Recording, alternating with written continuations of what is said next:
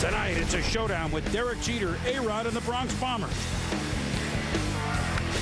With A.J. Burnett on the hill at the Big Ball Yard in Bronx.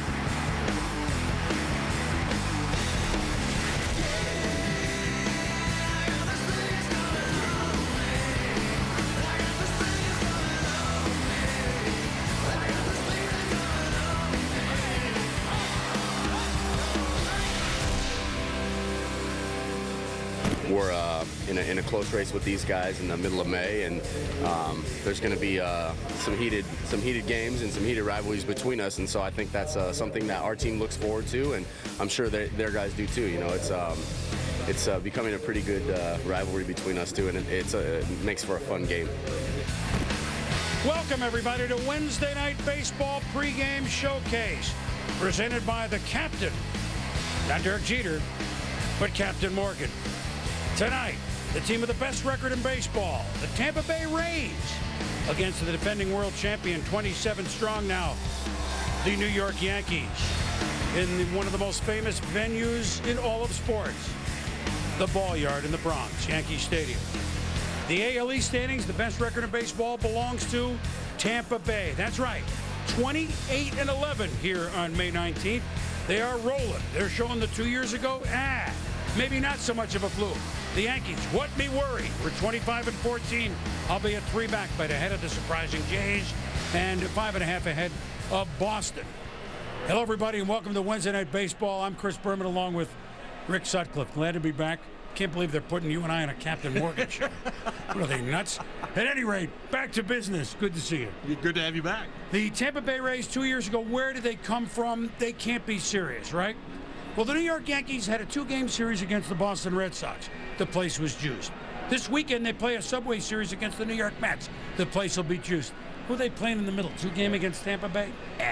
These are the most important 2 games the Yankees have during this streak. Why?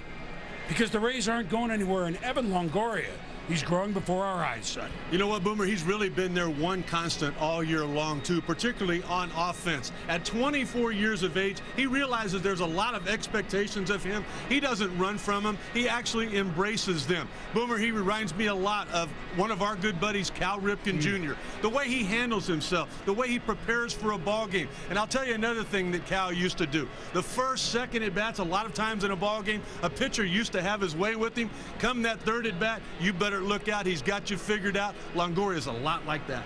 Well, the New York Yankees have a lot of things figured out. Much has been said about the core 4, all the rings that they own, and what a wonderful run that they've had, and they're still having here. But Alex Rodriguez, the way he played in the postseason last year and has continued this year in some big moments, which we saw the other night, Monday night against Boston, it's almost as if, to me, you could hear his exhale all the way up here. Do you agree? I totally agree with you. And I tell you what, Boomer, look out, because right now, after a slow start, Alex Rodriguez is as hot as anybody in baseball. He seems to be a different guy, too. He seems to be really comfortable in his skin. We know that A-Rod used to be all about a lot of individual results. He'd have the 30 homers, he'd have the 100 RBIs every year, but everything changed for him last year in that postseason. He hit 3 home runs that either tied or gave the Yankees the lead, leading them to that World Series championship. And on Monday night against the rival Boston Red Sox, the 9th inning, he continued to do the exact same thing he did in the postseason. Papelbon was on the mound. That 2-run homer tied the game. They eventually won that ball game. You know, to me, Alex Rodriguez was a guy, Boomer, in the past that had a lot of things maybe that were hidden. He likes what he sees in the mirror right now. Well, he does. He's enjoying his career, and the Yankee fans are enjoying him. You know what? I'm enjoying listening to you. Good to have you. We got the world champs. We're in Yankee Stadium. We got the team with the best record. I brought the tie. I got a question for you. Are you ready for some baseball? We are. Wednesday Night Baseball coming up next.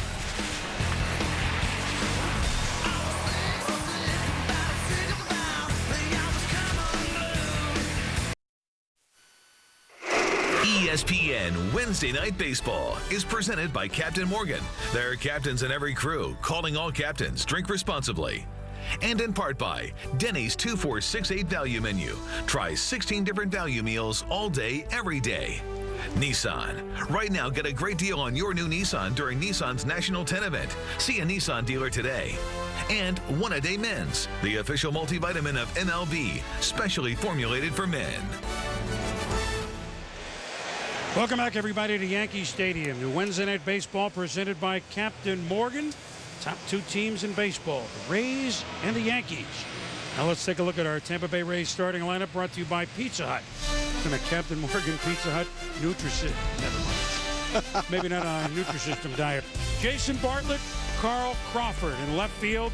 The longest tenured Ray. I know they don't have the history of the Yankees, but he's the longest tenured Ray. Ben Zobrist playing in right tonight. Longoria, we talked about home run hitting Carlos Pena, young B.J. Upton. Hank Blaylock, we'll get to him.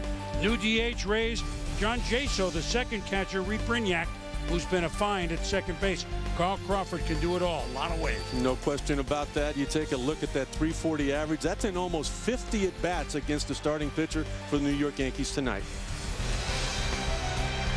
And starting for the Yankees tonight, he's been really good at home this year, A.J. Burnett.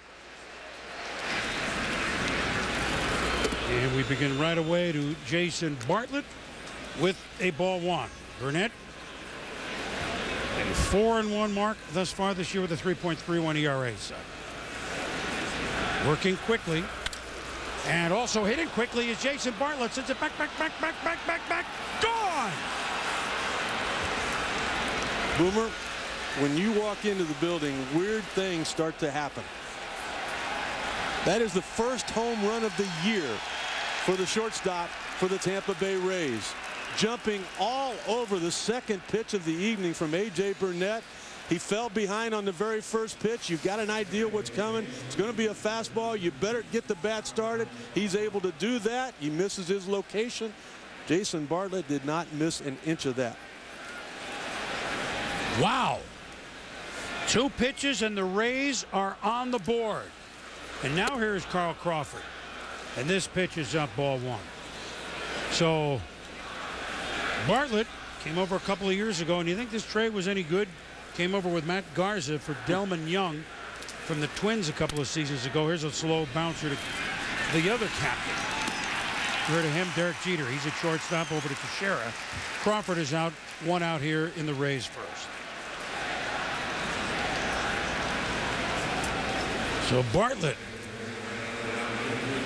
homers a Sutset for the first time this year. 21 ribbies now for him. So the Rays coming out. Burnett's the kind of pitcher that gives the Rays trouble as a group. Well, he was 4-0 yes. against Tampa last year, and he only had 13 wins on the season. So dominating them was a key to the Yankees' success last year, and also, A.J. Burnett being over 500. Now Ben Zobrist in right field. He plays second base, and he stepped into a pretty big spot here, hitting third. When you look at these averages and you look at the Tampa Bay lineup and you think that they're 28-11, okay, who's their third hitter? That's way outside. Ben Zobrist.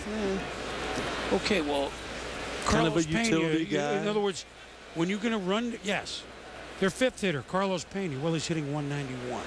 The sixth hitter, B.J. Upton, well, he's hitting 217. Well, how do they win? Well, we got 9 innings to tell you how they win. Reaches out, and a base hit in front of Marcus Timms in right field. So Zobrist is aboard. 2 out of 3 base hits for the Rays against A.J. Burnett. And here is the Yankees defense tonight. Sutton, quite a difference from opening day. They, like many, early injury bug. They are really banged up right now, not only as far as the defense is concerned, the bottom part of Joe Girardi's order. You take a look at the Gold Gloves there on the left side. Derek Jeter there. Robinson Cano, boy, what an improvement he has had defensively this year. No Mark Teixeira tonight, but Cervelli outstanding back there behind the plate, calling the pitches for A.J. Burnett. So Posada can't go yet. This is Evan Longoria and running, and there's Cervelli's gone, but safe. Here's some of the ways that Tampa Bay wins. They all run. Even the guys that you don't think are big time. You know about Crawford.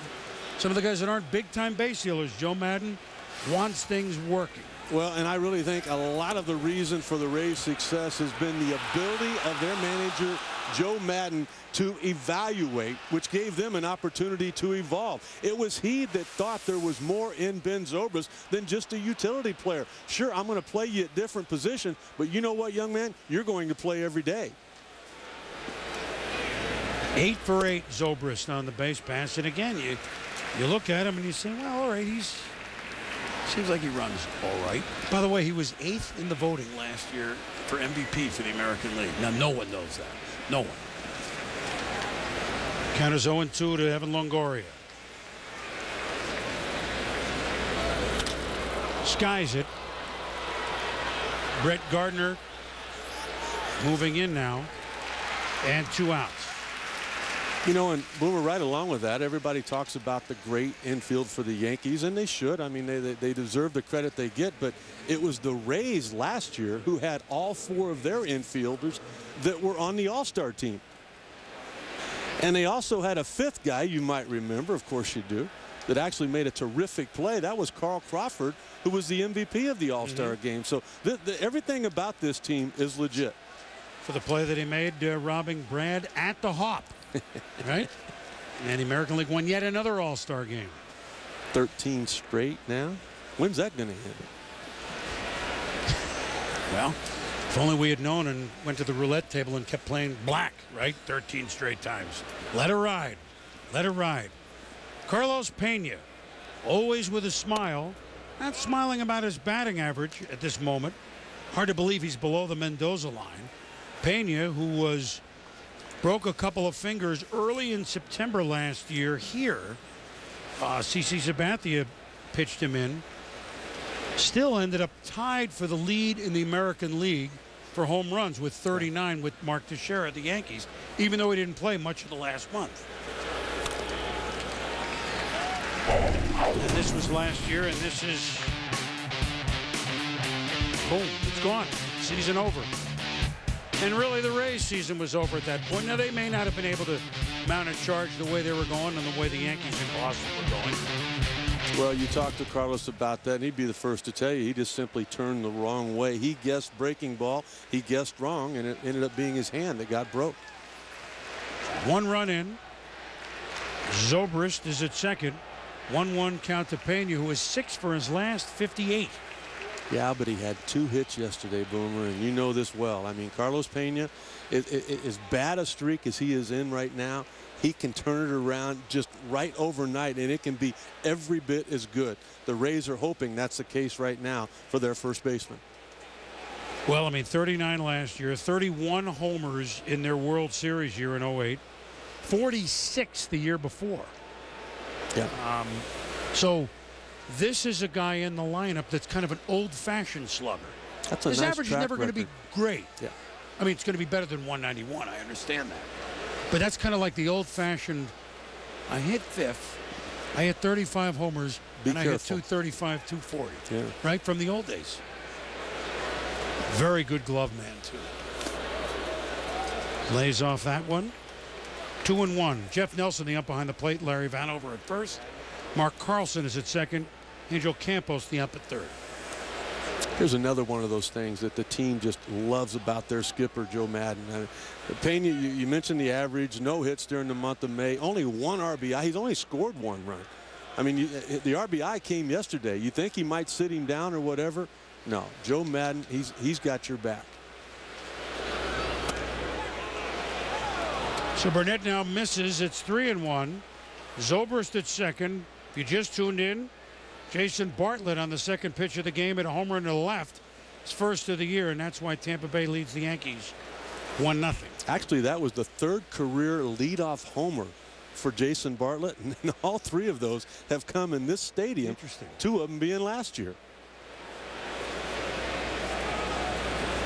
Likes this ballpark. I do too. Well, I mean, it looks, to look at it, it's obviously it's beautiful. It's $1 billion plus. It's big. It's big, but the dimensions are the same as they were. We all know about the home runs. We'll talk about that.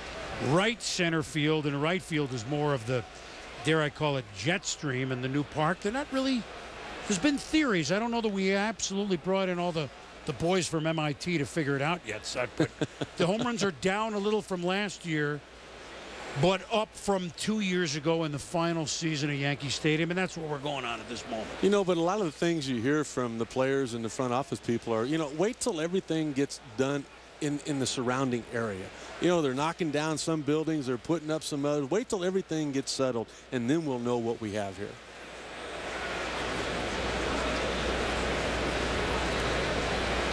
Burnett, the 3-1 pitch. Can you play any deeper at second base? Cano hasn't played perfectly. And the Rays are gone. But not until they grab a quick 1-0 lead off A.J. Burnett.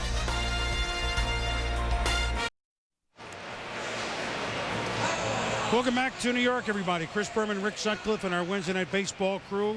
Jason Bartlett, a home run for the Rays. Let's see if that Yankee shortstop named Jeter you're looking at can do something to get right back for New York as we take a look at the Yankee starting lineup brought to you by Pizza Hut. Derek Jeter, of course, leading off more hits than any Yankee in history. Brett Gardner in center field. Mark Teixeira, the DH. Alex Rodriguez clean up at third. Robinson Cano, the AL Player of the Month in April. Francisco Cervelli in again for Posada behind the plate. Marcus Timms, the hero the other night in right. Juan, the Flying Miranda, playing first base, and Randy Wynn, one-time Devil Ray, is in left field. Boy, Cano got off to quite a start. He really did. He's not hitting quite as well during the month of May, but the thing you got to remember about the Yankees second baseman, Boomer, most of the time he does the bulk of his damage the second half of the year. That doesn't bode well for everybody else in the league, that's for sure. So Derek Jeter, who for 2.5 weeks has been un-Jeter-like. I mean, it's far from time to put up warning flags, but he's in a little mini slump against Wade Davis, young right-hander in his first full season with the Tampa Bay Rays. We have heard about the 24-year-old right-hander for a long time. As you mentioned, this is his rookie year. Talking with manager Joe Madden before the game, he said the key to his success tonight, fill the strike zone with fastballs. He's got a good one. Derek Jeter just found out. I think it's real important, too, for a young guy in an environment like this, facing guys like Derek Jeter. I think that the pace of the game is going to be real important for him to set the tone and continue to keep that rhythm.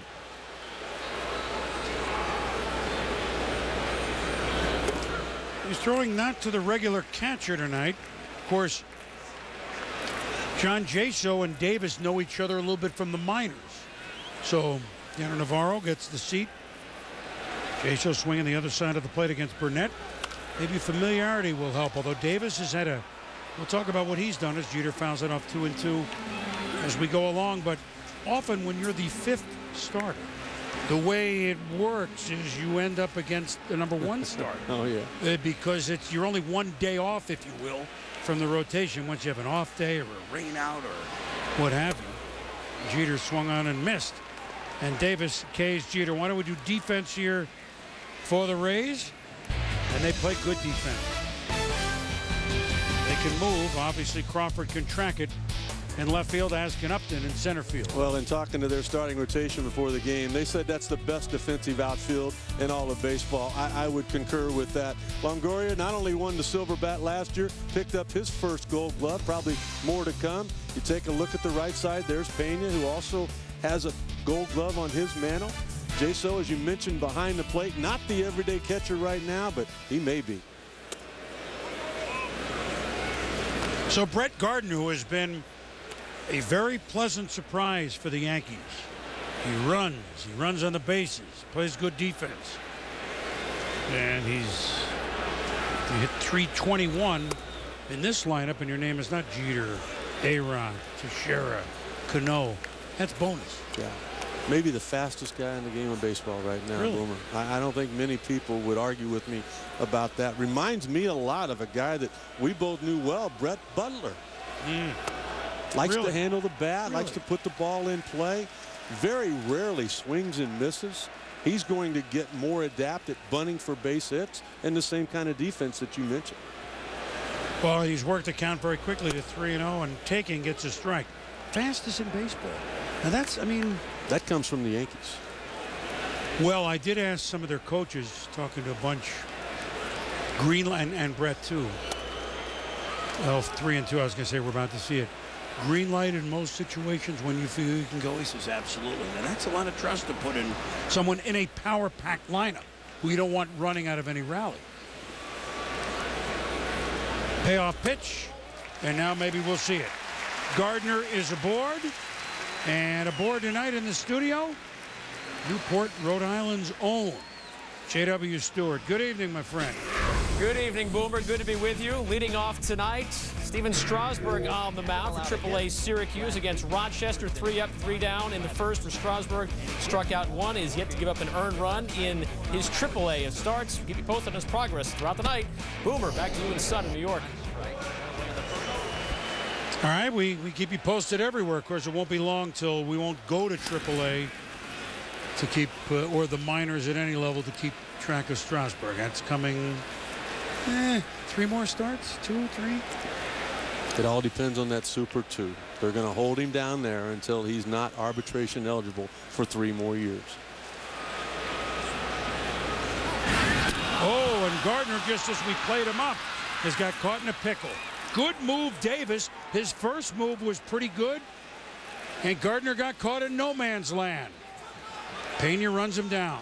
You know what? There's a lot of things that these teams do not know about each other. They don't know anything about Wade Davis, but you take a look there. I mean, maybe a little bit of movement with that left knee. He just kind of hopped up over there. Gardner looked like he was off and running. You would have expected that, but I think Wade Davis showing a little bit of his athleticism. Those are some quick feet right there on that pickoff.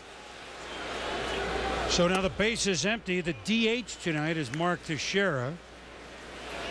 As we told you, Tex last year, slow start.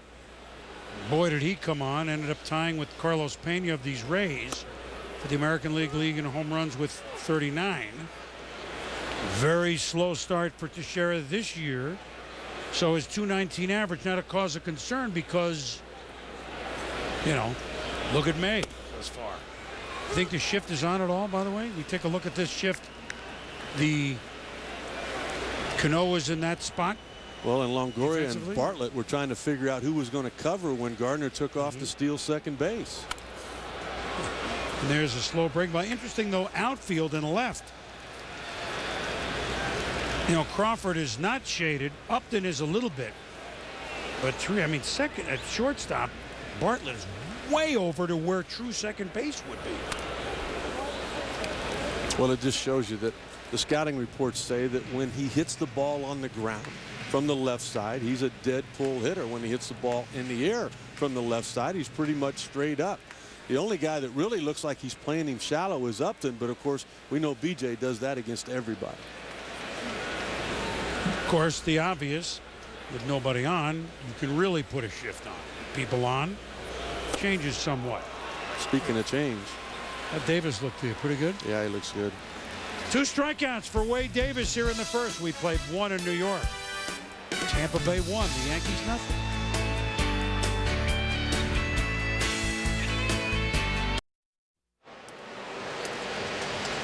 Welcome back to New York. Major League Baseball proud to support Stand Up to Cancer.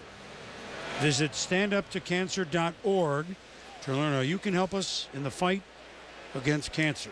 It's a fight that we all want to make. We all need to make. Chris Berman, Rick Sutcliffe, our Wednesday Night Baseball crew. Thanks for allowing me I'm just up from Pawtucket for a spot start, pal. Our staff is kind of depleted, so it's nice of Obi. Too many innings lately, so he'll be back next week. You'll have your real baseball announcer, but thanks for letting me drop in. It's good to have you out among the boys, bud. Looked like you were having a lot of fun down there in batting practice. Oh, yeah. Big crowd around you. No, not a bad crowd. It had to feel good. It was just good to talk baseball. It's good to be out. Alex Rodriguez, Joe Madden, what did they have to say?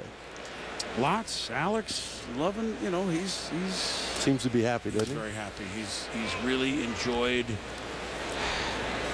In Seattle he was young and things were great, but now that the winning has come, And then I said at the end, I said, Alex, I know you're 12 homers away from 600. Now, stop it, will you? Just stop it. You know what? That's a great point. Thinking back on him, this is the first time I've seen that same smile that he had in Seattle when he was that kid. He seems to be happy as he was there. Enjoys the guys, enjoys, they're enjoying him as B.J. Upton fouls it off the paraphernalia of Cervelli. Well, this has not been an at-bat in the past that B.J. Upton has enjoyed. Against A.J. Burnett, hitting under 200. 31 at-bats. He struck out almost half of those times. 2-2 pitch. Upton kind of reaches out. Marcus Timms toward the line. Makes the catch.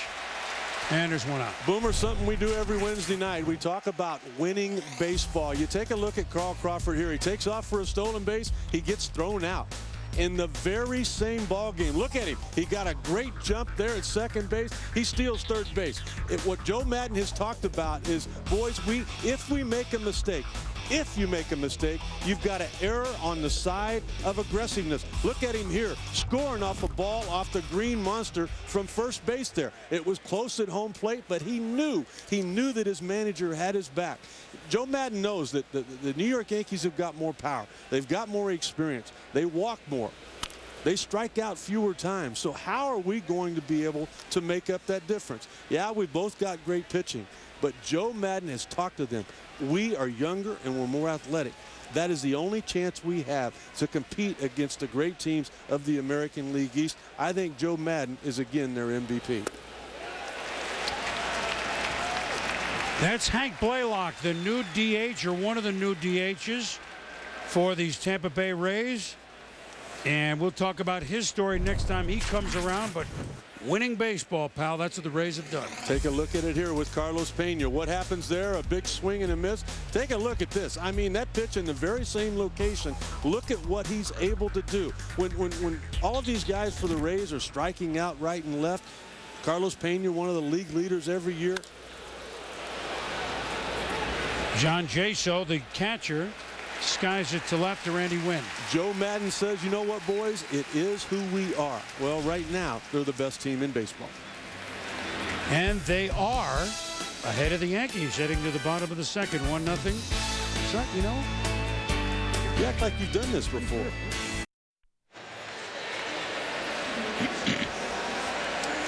Welcome back, everybody. Joe Girardi, home plate umpire Jeff Nelson talking. We're talking baseball here. We're talking baseball on Sunday night. 8 Eastern, Sunday Night Baseball presented by Taco Bell, the Yankees and Mets. Citi Field, the final game of the Subway Series, and at 7 Eastern. Monday Night Baseball presented by Sears Lawn and Garden. The Rays host the Red Sox down in St. Pete. Major League Baseball on ESPN and ESPN3.com this Sunday and Monday. Pretty adamant discussion between home plate umpire Jeff Nelson and Joe Girardi. The reason being, take a look at the front knee, the left knee of Wade Davis. Take a look at what happens here. Watch that knee. Does it bend a little bit? That's the key. Does it bend? Is there a crease there? When all of a sudden it looks like it bends, you see that's when Gardner, Boomer, started to take off, and that's what the argument is about right now. Was he bending his knee just to throw to first base, or was he bending it trying to get Gardner leaning, being able to pick him off? Girardi trying to protect his players, coming out saying, look, we've seen the replay. It's a balk. You've got to help the guy at first base. Jeff Nelson saying, no, it wasn't. Well, you know what? They're going to keep a closer eye on that from here on. We keep an eye on Alex Rodriguez. Wade Davis 2-0 pitch. And Alex hits it a long way, but that will twist just foul down the right field side. Alex with 5 home runs, including a big bomb to center field off Jonathan Papelbon in the 9th on Monday night to tie it, where Marcus Timms' 2-run homer won it. Alex 531, 290.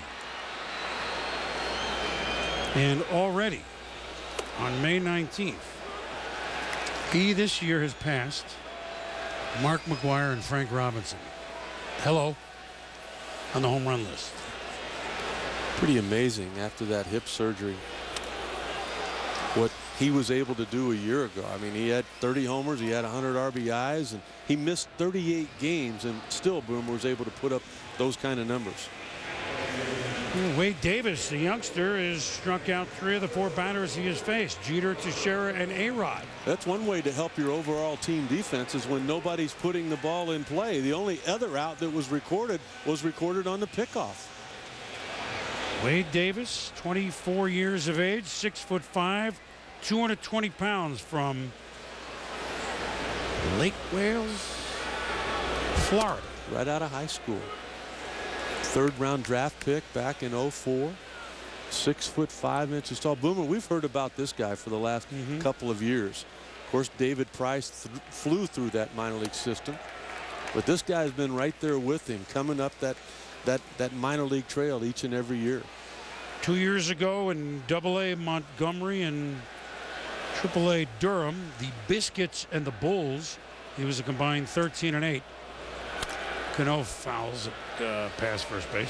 In 09, he was 10 and 8 in Durham with an ERA of 3.40. Then came up to Tampa Bay here and was 2 and 2. And this year his record overall is 3 and 3. 3.38 ERA. You see the rookies. It's early to look at pitching numbers, but yet when you're second of all the rookies, deserves watching. Cano just kind of fouls that one off. And here's what I like, Sut. His second cousin, you know who that was? Our good buddy. I talked to him earlier today. Your battery mate. Jody Davis. Yeah, Jody told a funny story. Jody was managing in the minor leagues the last couple of years, and every year he managed, he ran into Wade Davis on the other team. They both got promoted the following year and kept running into each other. To center field, B.J. Upton is there. 1 out, so we go from initials B.J. to J-Dub. King of the segue, Boomer. Thank you very much. Baseball Tonight update, Reds and Braves. You guys are talking about defense. How about former Gold Glover Brandon Phillips robbing Martin Prado, a Web Gem nominee for sure. We'll find out later on tonight in Baseball Tonight with Carl Ravitch and company. But there is no defense for this. Brian McCann, a 2-run home run. It's 3-1 Atlanta. Boomer, back to you in the Bronx. As Francisco Cervelli rattles one into the seats on a bounce. So this young catcher that has opened up a lot of Yankees fans' eyes. Not that they don't love Jorge Posada, not that he's replacing him, but they love the way he plays. He's an old-style player, and he's impressed with the bat, which they didn't know would happen right away. They know he's a good defensive catcher. Girardi raved about him last year. Cervelli with a ground rule double with 2 out. I tell you what, when he has gotten in at bat for the Yankees, Boomer, they have won. In the last 11 games that he's got in at bat, they've won 10 of them.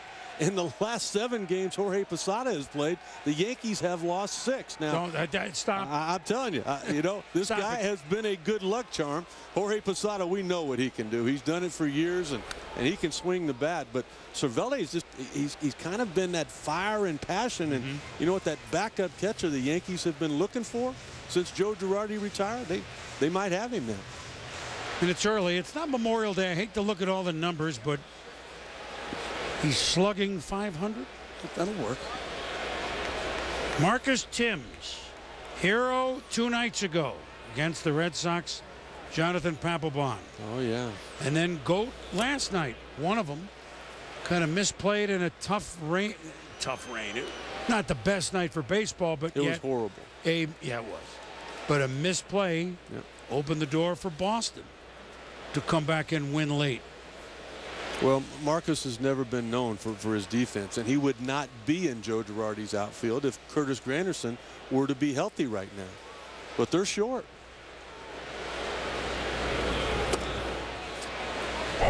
And Monday night, he had the winner against Papelbon, but last night,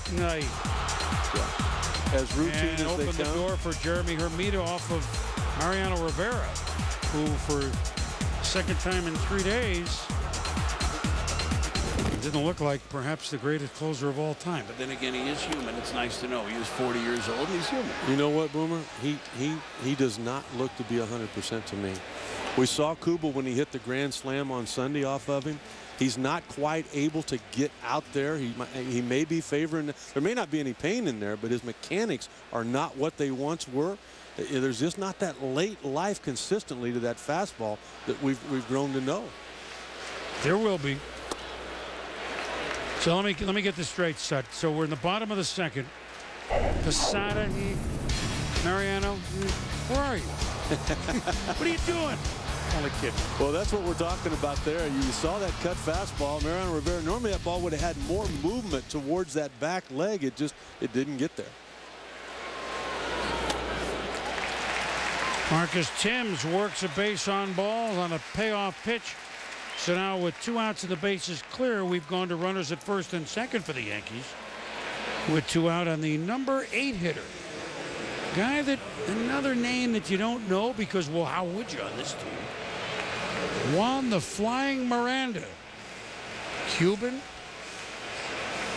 He really has a good bat. He does. He proved it to the Red Sox last night when he hit his first home run of the year.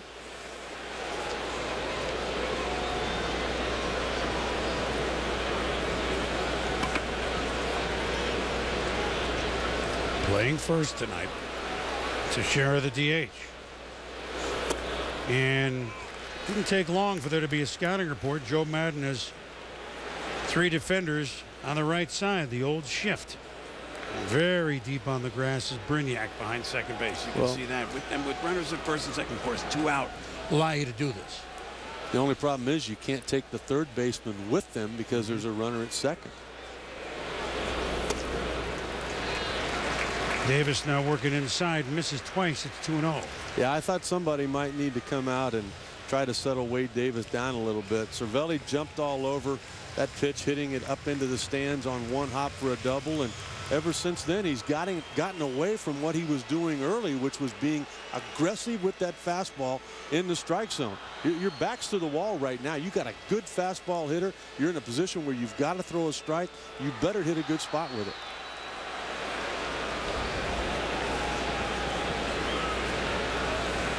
Six feet, 220 pounds, 27 years of age, Miranda. How's that one? Tell you what I loved about that, Boomer. This young man has already figured out that if you think down,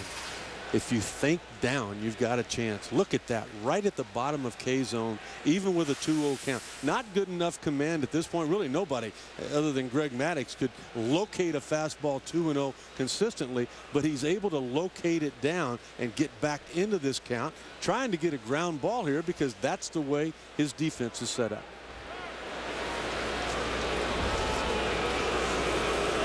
You know what happened here? Jaso's coming out because he felt like Cervelli was giving location to the Yankee hitter Miranda.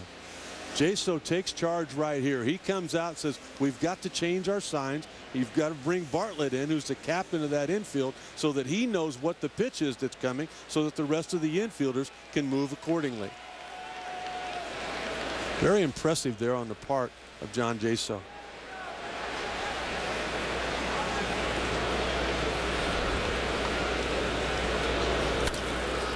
Fouls this one back, and even though Longoria will give chase, it's out of play. 2-1. Something that all the Tampa Bay pitchers have done as a group. And Wade Davis certainly one of them. Well, and how he normally gets out of spots like that is when he gets ahead in the count or he gets 2 strikes. His out pitch is that big hard curveball.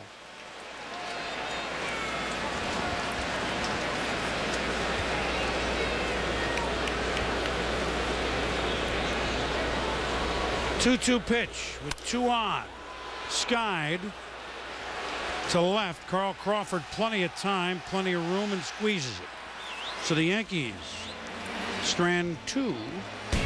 Jason Bartlett, who hit the second pitch of the game from A.J. Burnett into the left field seats for a homer.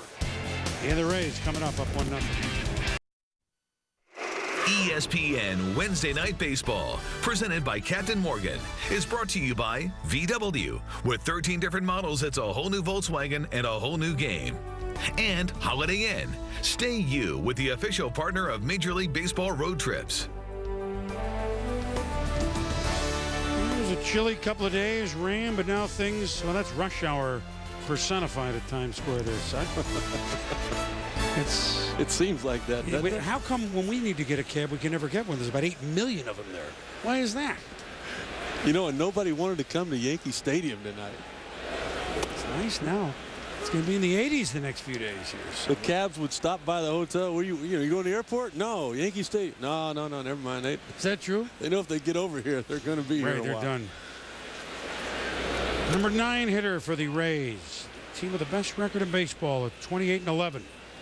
Reed Brignac. And the man with the says, well, let's see, that name kind of sounds Cajun, doesn't it? Well, there's a reason for that. St. Amant, Louisiana. Same high school Ben Sheets went to. Second-round draft pick back in 2004. 24 years of age. An all-star shortstop last year. In the international league. But you're going to have to learn to play a different position if you're going to play for the Rays, because that spot's taken by Jason Bartlett. 2 up next, already with a home run tonight. A lot of production, a lot more production from the bottom part of the order for the Rays right now than the Yankees because of injuries. And Brignac works a walk from A.J. Burnett. That's his first base on balls of the evening. And second pitch, people weren't even settled into the seats. Couldn't even get out of Sutt's cab. And Jason Bartlett, bang. Left field, it was gone. I think that was part of the reason why the Twins kind of gave up on him when they threw him on the deal for Delman Young with Matt Garza. He was kind of an add-on. He didn't hit from much power up until last year. Bigger and stronger now. You would expect more of the same.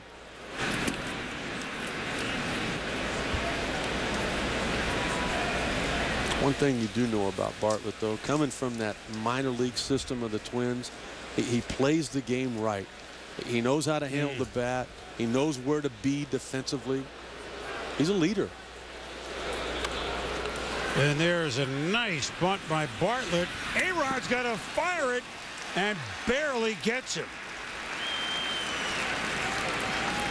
So a good-looking sacrifice for Bartlett moves Brignac over to second base with 1 out. And I will guarantee you, manager Joe Madden did not put that sign on. He just wanted to put a little bit of pressure on the defense. He tried to bunt for a base hit there. Just a little bit too hard. Gave Alex Rodriguez enough time to get there with a strong throw to get the out. Bartlett put all of those things into play right there. His speed, able to handle the bat. Now you get a runner in scoring position. You're getting to the heart of your order. Whoa, that pitch behind the hit him. First of that actually got behind Carl Crawford, and the Rays actually do not get it, but they get another base runner. But needless to say, Brignac was already down to third. You know what? In one way, I think that the Yankees might have caught a break. Yes, here. they did. If that ball gets by, Crawford is still up with a man on third and just 1 out. Now the situation is you still have men on first and second. Nobody's at third, 90 feet away, where an out could create a run. You get a ground ball now, which A.J. Burnett has done more of this year than before. You might turn that double play. 2 on, 1 out for the number 3 hitter, Ben Zobrist, who singled and stole a base his first time up. The only problem is, Boomer, you make a mistake and you might give up a 3-run homer here. Good to him or Longoria. So A.J. Burnett, his 9th start this year, 4-1. The Yankees are 6-2 in the games that he has started. In a bit of a jam here.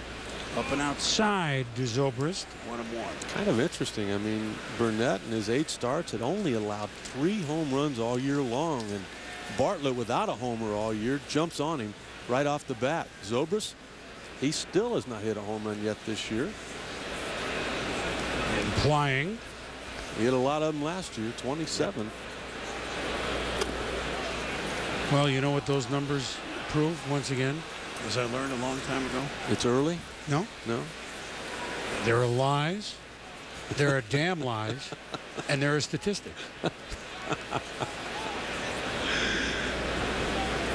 A.J. Burnett really coming back with a nice changeup there, trying to think down.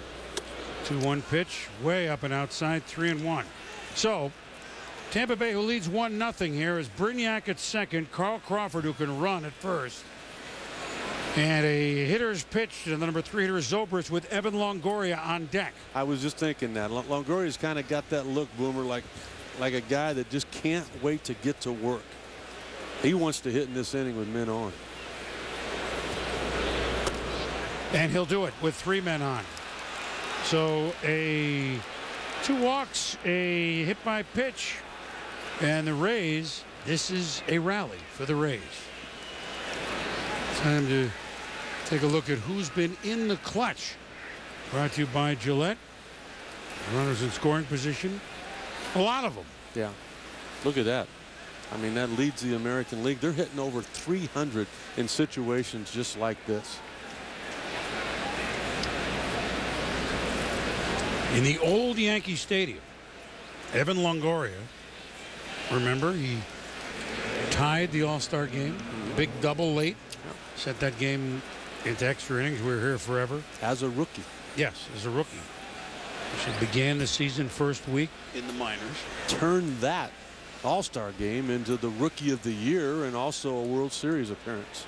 That's a trifecta, huh? Mm-hmm. Only the 6th time that any rookie had been an All-Star and in a World Series. Is that right? Yeah. We don't have the other 5 right here. You'll probably get that. And the All-Star game RBI, since we're just cleaning it up, was the first RBI as a rookie in an All-Star game since 1962. Tom Tresh, who was a shortstop for the Yankees. Meanwhile, Longoria here, it's a fly ball to Timms. The throw is going to come in, and Brignac scores. Crawford over to third, it's 2-0. You figure with Crawford running, why not try it, right? You're not going to third anywhere. I mean, the only thing you could have done maybe is cut it off, but if the runner at first base was kind of wandering. Right? Well, that's more of their team speed right there. I mean, they're going to push the envelope every chance they get. There was no doubt in the mind of third base coach Tom Foley that he was sending the runner there. Longoria doing his job, and as you mentioned, this could be a big rally because it's far from being over. Carlos Pena, with his power, steps into the box. So 1 run home, runners in the corners, 2-0 Rays. And here's Carlos Pena. Not a lot of hits lately, but always a threat to go long, especially, you would think, again, I hate to call it jet stream, but the homer trail in this new yard is in his wheelhouse. It really right is. Center field. No, right there from that bullpen out there where the Yankees are, all the way to that foul line. The ball really carries.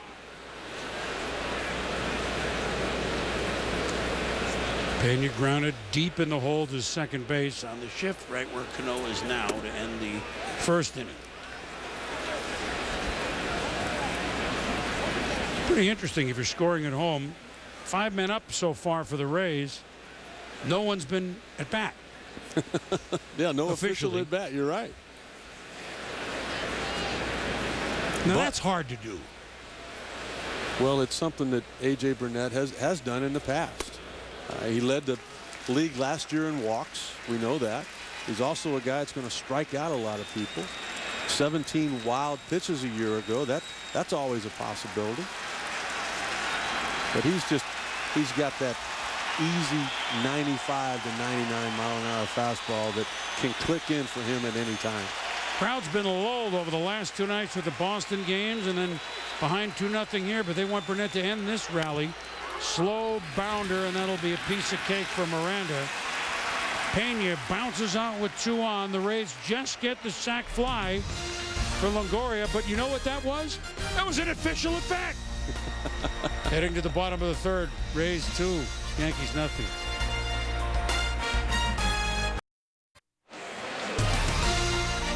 Welcome back, everybody, to Wednesday Night Baseball, presented by Captain Morgan.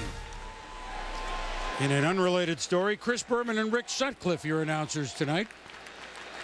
Here at Wednesday Night Baseball, glad you could join us. The teams with the best 2 records in the American League in all of baseball. The Tampa Bay Rays, 28-11. The New York Yankees, 25-14.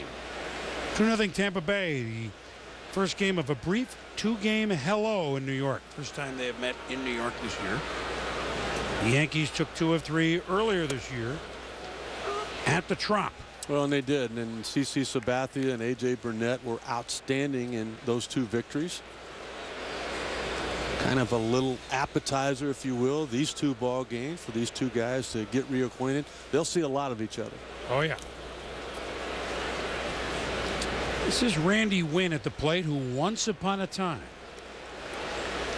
was a Tampa Bay Devil Ray in their formative years, in their rough formative years. Represented this franchise in the All-Star game in 2002, the game in Seattle. Quality guy. Oh, yeah. Great athlete. Has struggled here at the plate a little bit with the Yanks. Struck out by Wade Davis. To J.W. Stewart. Thank you, Chris. Baseball Tonight update brought to you by Toro. It's the Mets and the Nationals, and this is Angel Pagan. Off the wall in center. Nice try there by Nyjer Morgan, and Pagan never stops running. And inside the park, home run, his second career inside the Parker. 1-0 Mets. Boomer, back to you in New York. That's awesome. Talk about the most exciting play in baseball. Wow. Did you ever, Derek Jeter up? You ever give up any?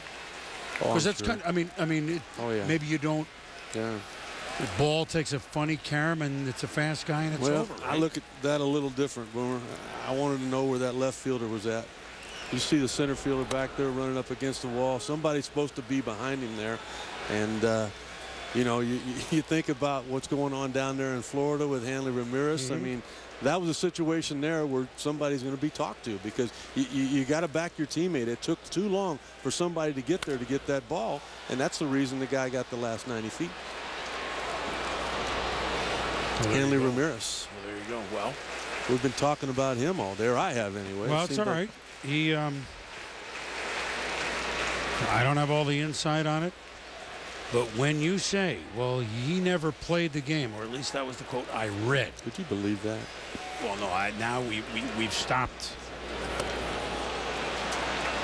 At any rate, Derek Jeter strikes out. Second time Derek has struck out. I'm just thinking about being a fan in the stands right now. And you watch this, you know, the guy's making more money than anybody, you know, making just as much really as everybody combined on the team. As your manager, Freddie Gonzalez, you've got to come over. You've got to say something. And when you don't like what the player responds with, that's when you've got to make that move. And I applaud Freddie Gonzalez for what he did. How could you not? Quote as Brett Gardner is up. Manager didn't understand since he never played in the majors. He wouldn't apologize to his teammates. Saying a lot of Marlins are dogging it after ground balls. Yeah, he threw his teammates under the bus as well. I mean, that's not respecting the game of baseball, Boomer, and that just cannot be tolerated. I don't care who you are. Watch the way Derek Jeter plays the game. Watch Albert Pujols or Joe Mauer, Evan Longoria.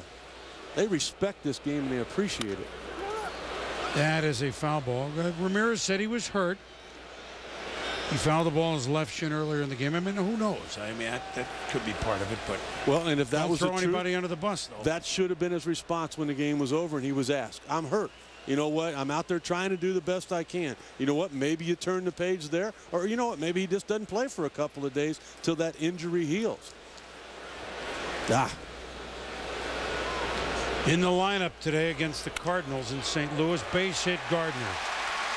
So Brett Gardner, the number 2 hitter of the Yankees, aboard for the second time tonight. Boomer, now we go back to that conversation that Joe Girardi had with home plate umpire Jeff Nelson. And we'll keep our eyes on Wade Davis. If he comes to first base, whether we might get a balk called from the home plate umpire. Normally it's a guy at first base. That's the crew chief, Larry Vanover. But from time to time, there's certain things they can't see there that the guy at home plate has to keep his eye on. Mark Teixeira DH tonight with the big shift on with 2 outs. Thought it was interesting, but before the game, Mark Teixeira getting a lot of extra hitting in with hitting coach Kevin Long. Kevin talking about, you know what, when he gets an off day, that's when we get an opportunity to fine-tune things. So an off day in reality really isn't one. Rip but foul. Seeing a fine assortment of pitches from Wade Davis. You're in a fastball count. Teixeira geared up for the fastball, wanting to tie the game up, and Davis is able to locate a changeup. That's maturity right there. That's something you very rarely see out of a guy in his first month and a half in the big leagues. 1-1 to Teixeira. Breaking ball in there for a strike. 1-2.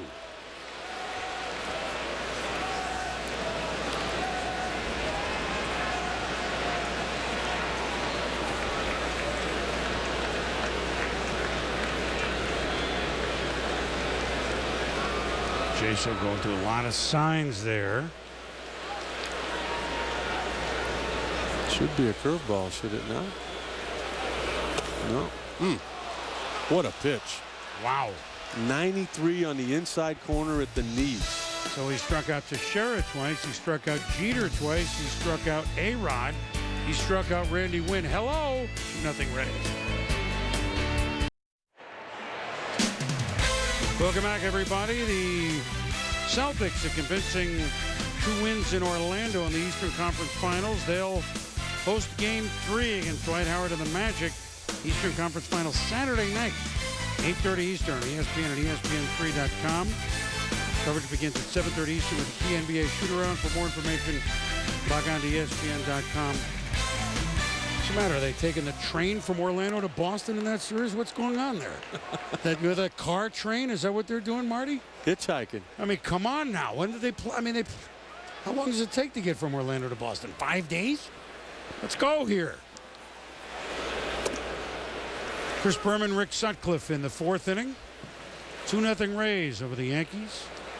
I think this could be the key to the American League East right here, Boomer, and B.J. Upton. Why is that? Well, if he's able to turn things around and like that. Off the glove of Jeter. Well, I'll tell you one thing that he has is a new life. New baby boy. Yep. Just the last 10 days we talked about it. I didn't know what to expect when I went in to talk to him before the ball game. You know, he's struggling. I mean, he's only hitting like 110 in the month of May. This is one of the few hits he's had. Goes down there and gets a breaking ball and comes up with a base hit here. Jeter not able to come up with that play. But you know what Upton's saying? He said, you know, when I'm not hitting, that means my defense is going to be as good as I can possibly give you.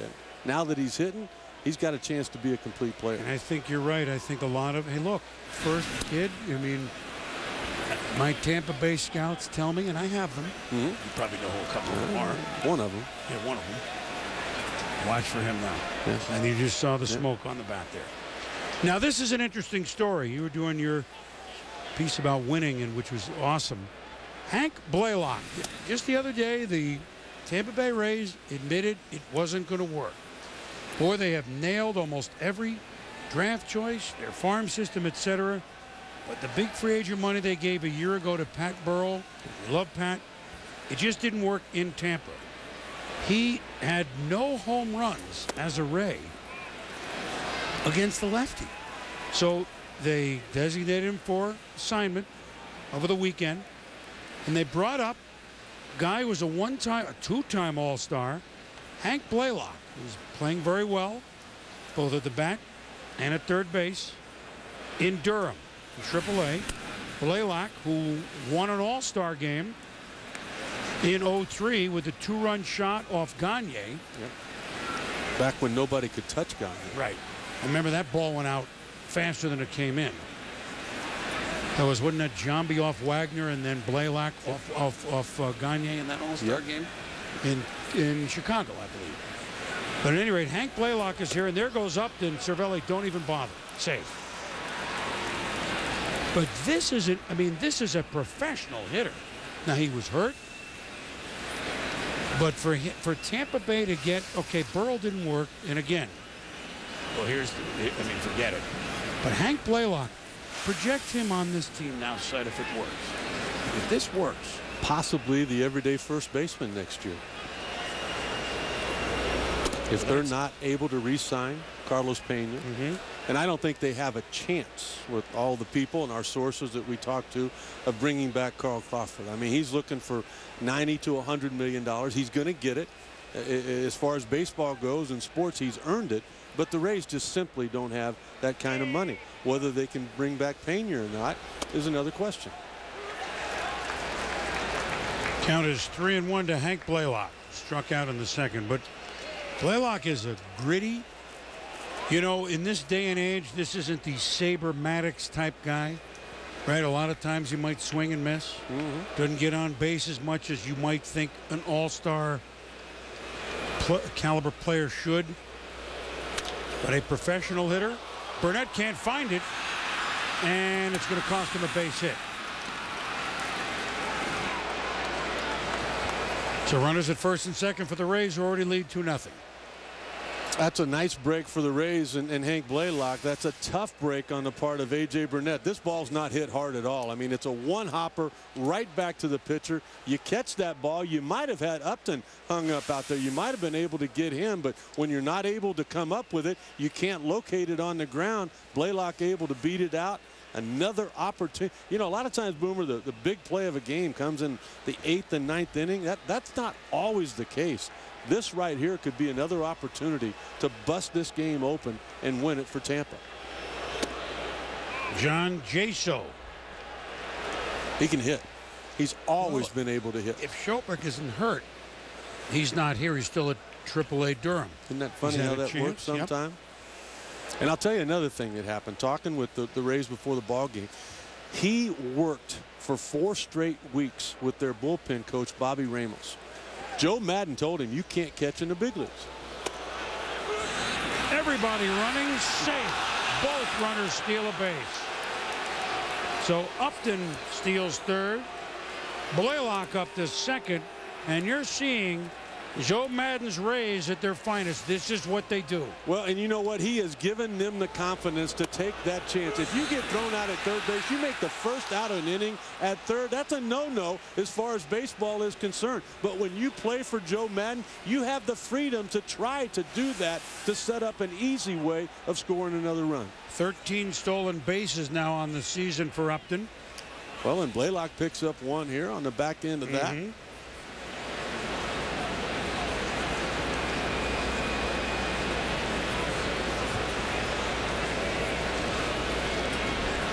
Count is 1-1 to the young catcher Jaso. Curveball slicing. Oh, that'll plunk and score 2. It actually went in the seats, so it'll be a ground rule double that goes about 260 feet, but that would have scored 2 either way.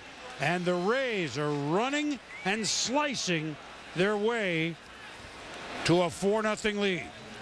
We're seeing 2 of the big differences in these ball clubs this year. We're seeing the athleticism of the Rays. We're seeing their aggressiveness, and we're also seeing the power and the offense that they have from the bottom of the order that the Yankees don't have right now because of all of those injuries. Jaso has always been able to hit, and now that he's improved his catching, he may be here to stay.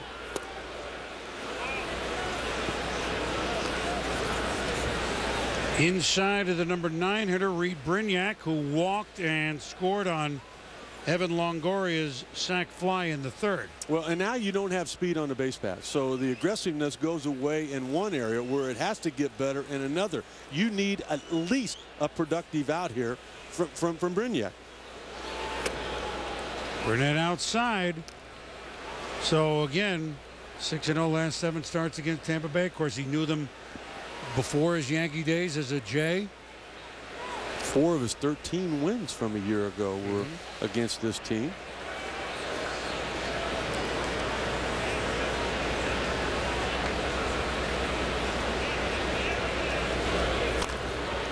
I mean, just think about, okay, they get a home run in the first on the second pitch. But without an official at bat in the first 5 batters of the third inning, they get a run. Sac fly. This one really fueled by the double stolen base and then an excuse me ground rule double, and all of a sudden it's a 4-0 game. Well, when you got a man on third as a hitter, you're just trying to get the ball over the infield, and that's really all he was trying to do, and he was able to do just exactly that. Brignac showing bunt. There's a throw down that gets away from Jeter. So coming apart at the seams a little bit, the Yankees, and Tampa putting the pressure on. And you know what I did think of tonight, and again, we got a long way to go. I mean, the last two nights here with 5-0 Yankee leads, one they held up, one they didn't. Tampa Bay comes in more rested. They had an afternoon game, and they were in their beds in New York, we assume, before the Yankees were done playing here last night. You know what I tell you, too, was different tonight than ever before, particularly with Tampa, and really with a lot of clubs other than the Red Sox. You come into play tonight, and the Yankees are 3 games back. Anytime I've ever walked into the Yankee clubhouse, you go in there, and they look at a 2-game series, and they go, hey, you know what? We play well. We're only a game out. I mean, they act like they're going to sweep the series. When I went into the Rays dugout, all of a sudden, I'm listening to Longoria, I'm listening to Crawford, Upton, and their manager. They come in here thinking if we win 2, we leave 5 games up on the New York Yankees. That's that distance you were talking about earlier that these teams would like to have.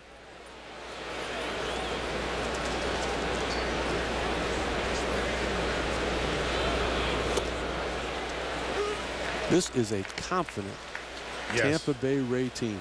But they're still under the radar. And that hey, look, I know they represented the American League 2 years ago, and the Yankees are the world champs last year. But they're still under the radar despite 28-11, and that's the way they like it. You know, another word that I think applies to what they've done this year, other than aggressiveness, is confidence. And where does that confidence come from in this team? I think it comes from their starting rotation. This is the 5th starter taking his 8th consecutive start. They've only had 5 guys start a ball game all year long. There's a comfort zone there when you see the same guy on the hill. Breaking ball, fouled off. There's a confidence that as defense he's going to throw strikes. And you're on your toes ready to play. There's a confidence on offense that, you know what, they're good, so you don't have to score a lot of runs. And then right along with that, well, your bullpen, the 7th, 8th inning, yeah, call us. We'll be ready. You don't need them till then. Everybody gains confidence from a starting rotation taking their turn. Nice block, Cervelli. And Wade Davis going in the 5th starter. His ERA of 3.38 was the highest of the 5. Again, it's not Memorial Day. But yet look at this. Well, and think about this. Look at it. The most career wins in a regular season game for a pitcher for the Rays is 14. That might be broken 5 times this year. Huh? Yeah. Another block by Cervelli as Brignac. Count is 3-2 with 1 out.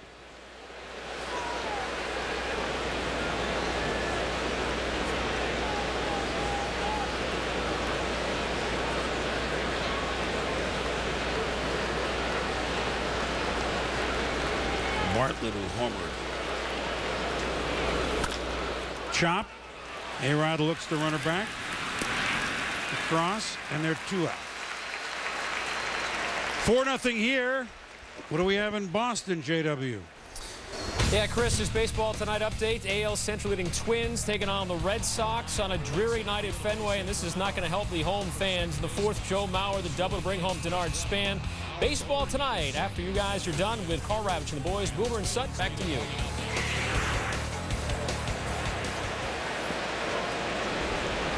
All right, J-Dub, thank you very much. There are 2 outs, 2 home, and Carl Crawford to right field, off the wall. A 5th run scores. Crawford into second base with a double.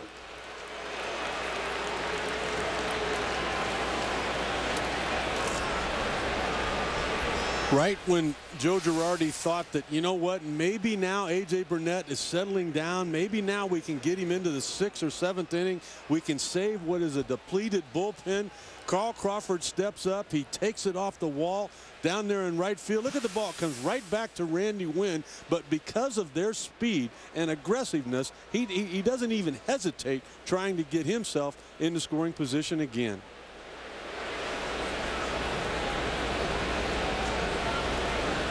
So another running in scoring position. Ben Zobrist is up and aboard both times tonight.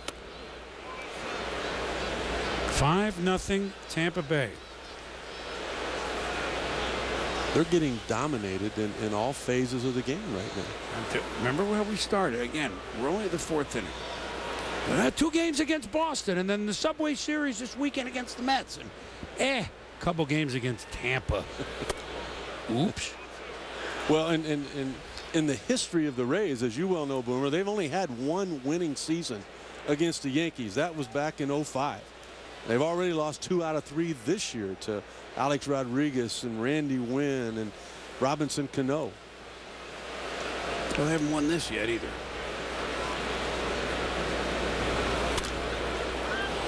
Well, the one thing the Yankees have seen, and these fans have seen the last couple of nights, has been getting up early by a lot over the Red Sox. That didn't mean anything either. Nothing. I think Joe Girardi's team right now is just trying to hold on. Looks like Granderson's not far away. We both talked with Nick Swisher before. He's a little upset with you too, by the way. Why? Swisher, it's going to be a while before he gets back. Well, Swish was saying that he's been on 4 or 5 TV shows. If anybody ought to get their star out in Hollywood, stop.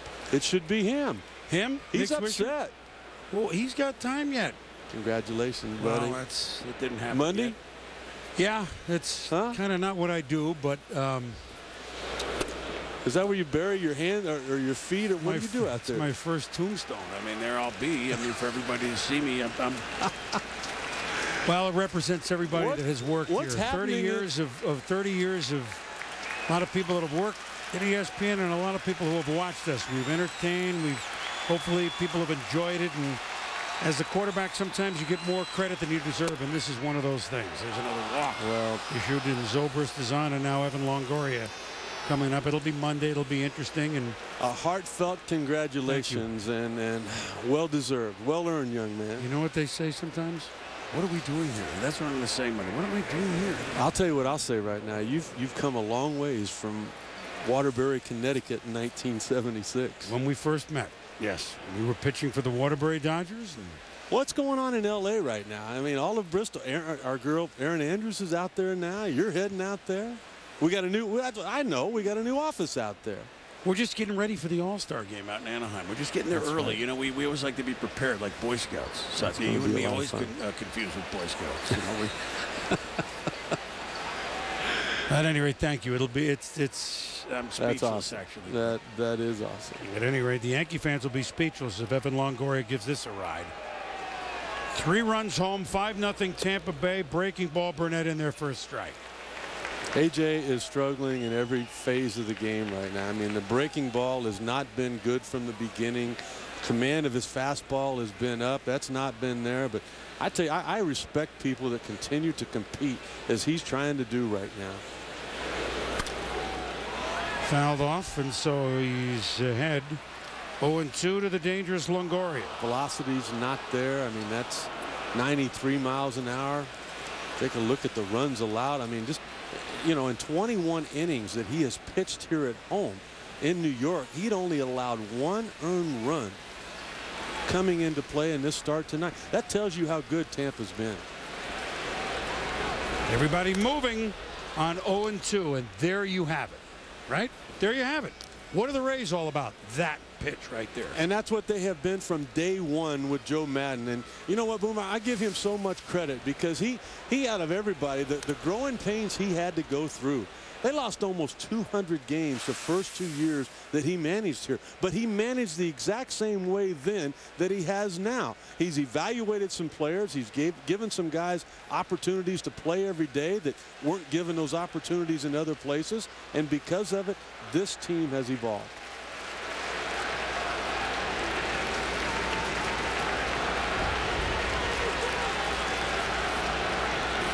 Oh, 0-2 again. Burnett trying to get out of it. Longoria to right, coming on as Timms. He won't get it. Bobbles it. Here's Crawford scoring. So the 4th run home here in the 4th for Tampa Bay. It's 6-0. And the Bluebirds are out in a Bronx. Single Upton. Single Blaylock. Couple stolen bases, double Jaso, double Crawford, walk to Zobrist, Longoria single. And you have the makings of a 4-run inning that's not done yet.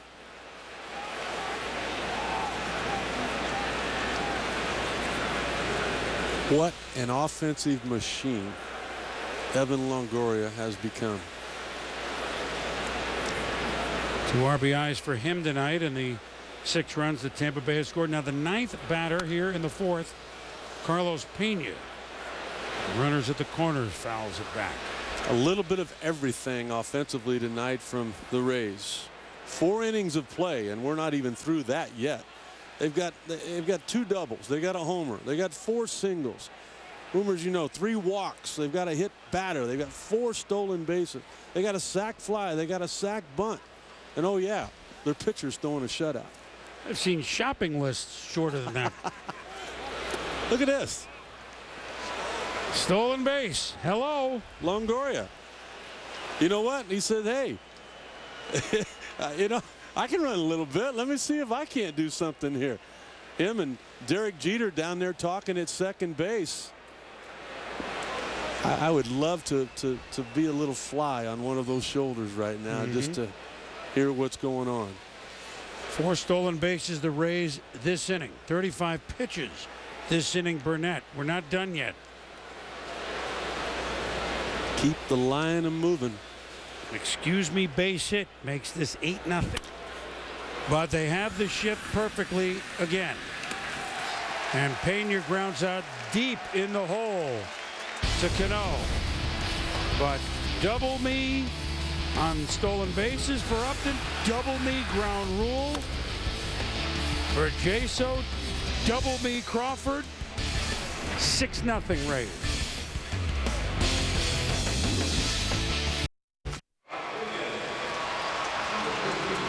Six nothing Tampa Bay here in the bottom of the 4th in New York. MLB.TV baseball everywhere. Get over 100 live out of market games per week in HD quality.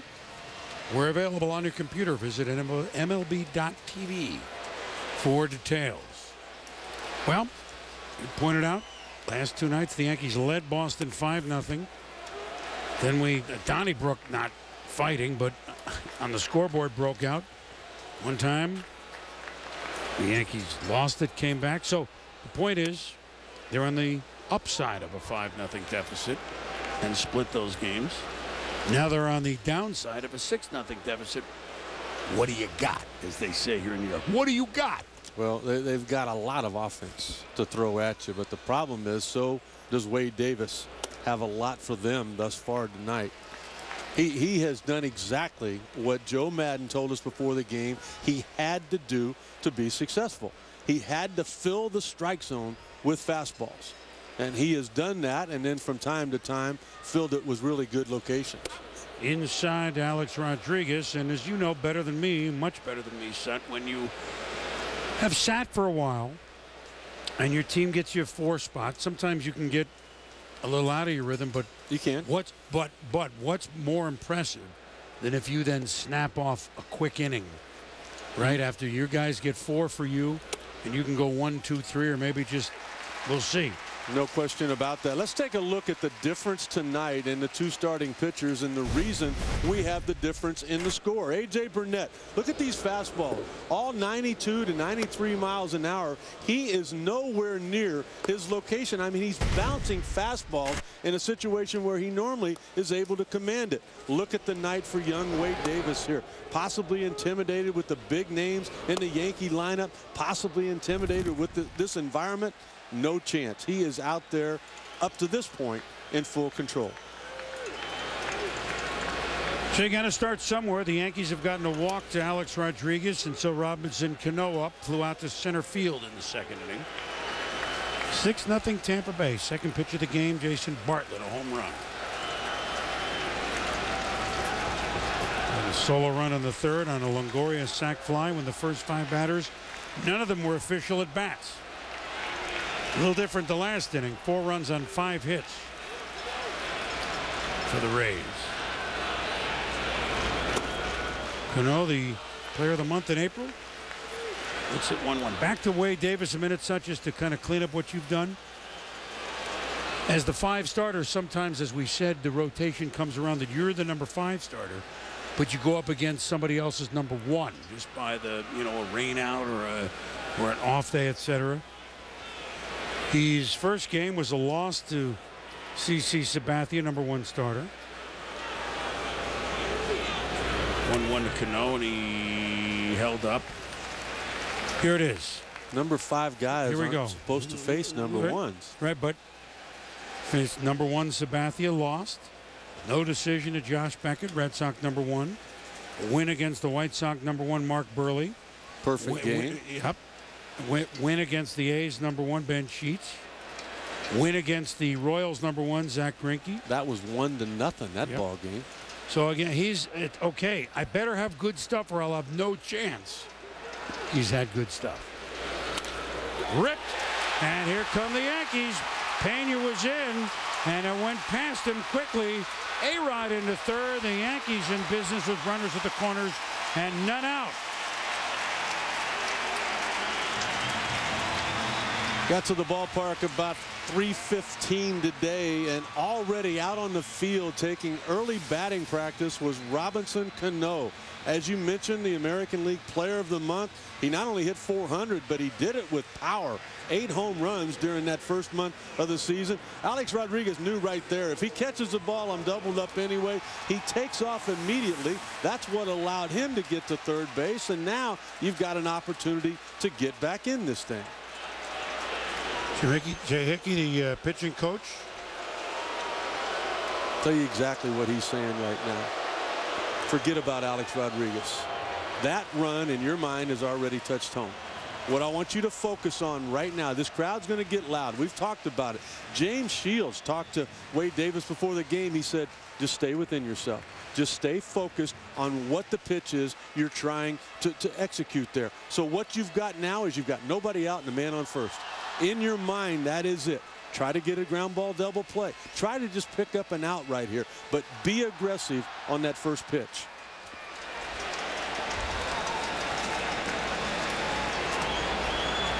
The Rays would love to get out of this inning with the score 6-1. And that's the mentality, Boomer, as you know, you've got to have. Simplify it. Francisco Cervelli as impressed with runners aboard. Davis misses ball 1. How about Cervelli with runners in scoring position? 11 for 17. This is the guy that didn't hit 250 in the minors. All of a sudden now at the big league level.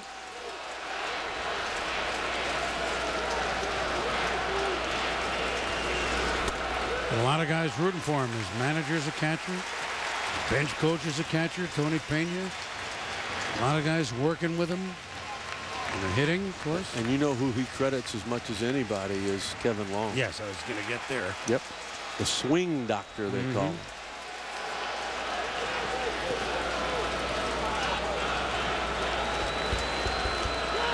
Two 2-0 the count. Runners at the corners. Yankees trying to claw back.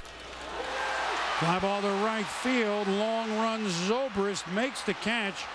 Rodriguez tagging. Throw coming in. Safe. Yankees on the board.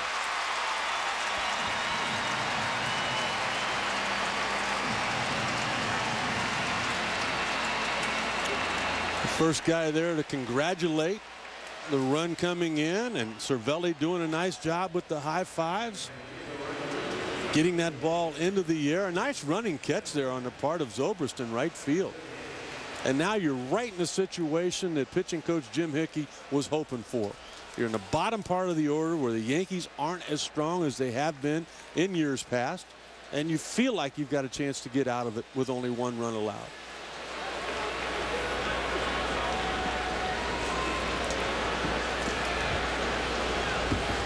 Marcus Timms. Loves the fastball. Big part of the reason that he's basically become a platoon player for most teams. And he can hit it a long ways. Once upon a time, began in the Yankees organization. Actually came up and played a handful of games for the Yankees in 02, 7 games. A 30th round pick in '96. from Starkville, Mississippi. Went on to Texas and been the Tigers the last 5-6 years. So for him to come and hit a homer on that stage off of all-star closer Jonathan Papelbon for his original team in Yankee Stadium, 9th inning, Red Sox. Talk about a moment that he's dreamt about. He's 33. Probably his biggest moment, got to be his biggest moment in professional baseball. I can't imagine how he would have a bigger one. At least that was it. Well, it wasn't just a home run. He had 4 RBIs in that ball game, and they were all needed that night. But I mean, to do it, I talked to him about it at the cage. He goes, and he just had a smile. I said, to do it here after everything. 33 years of age, back with his original team.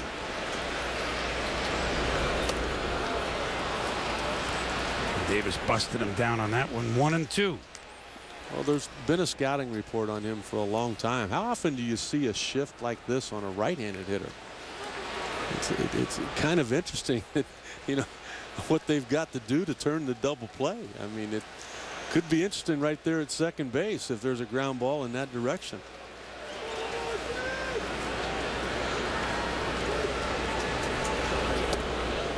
I mean, we have seen some defensive alignments tonight, huh? I mean, I know Rex Ryan is coaching the Jets defense in an interesting way here across town, but I don't think he's come up with all these defensive alignments. Well, the shift on Carlos Pena has worked perfectly. He's hit a ground ball to Cano out there in shallow right field twice in his 3 at-bats. No alignment needed for a strikeout there. Timms is gone. J.W. Stewart is here. Chris, earlier tonight, you guys were talking about Hanley Ramirez back in the lineup, and here he is in his first at-bat. Showing a little bit of hustle there down the first base line. He has apologized to his teammates and to his manager, and Freddie Gonzalez says they're just ready to put the whole effort behind him. Here. Turn the page and try to get right back in that thing. The Marlins last year finished second the National League East to the Phillies.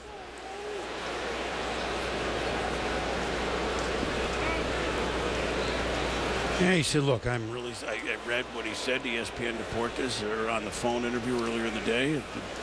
Apologize for being a distraction. I want to hustle as much as I can. I mean, the message is clear now. So everybody moves on. I mean, he's quite a player. Nobody questions that. Quite a player. The Marlins going to do anything, they need to be on the same page with their star player, and he needs to be on the page with them. Well, we've both been around a lot of those situations. I mean, I've been in a lot of those clubhouse meetings where players come in and they made mistakes and they're able to atone for it, and other players have an opportunity to voice their opinions. You're not happy with something that's said, but that's the deal. You turn the page and you go on.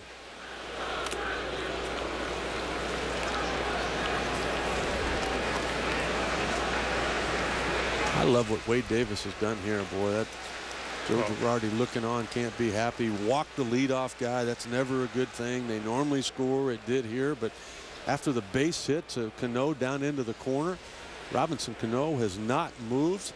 Davis has picked up 2 outs, and he just needs one more strike to get out of this inning. The crowd's out of it. That's ripped to right. But Zobrist is there. So the Yankees get only 1 after bringing the crowd to life a little bit.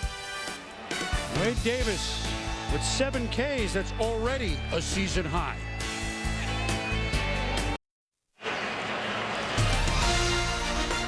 Welcome back to Wednesday Night Baseball, everybody. 6-1 Tampa Bay over the Yankees heading to the top of the 5th. Wednesday Night Baseball is presented proudly by Captain Morgan. And the Tampa Bay Rays at 28-11, the best record in baseball, have showed why they proudly own that record. They batted around the last time up against A.J. Burnett, pitcher that's owned them. So now the man that led off the 4th, B.J. Upton, is going to lead off the 5th.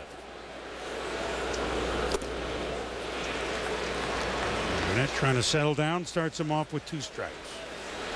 B.J. Upton's been right there with his manager the last 5 years, watching the frustration of the Yankees constantly dominating their team.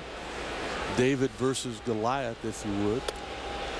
It reminds me more of Ali versus Frazier now, buddy. You agree? These two teams, when they get at it. The last two representatives of the American League in the World Series, obviously the Yankees winning. But Tampa Bay has now proven they're going nowhere.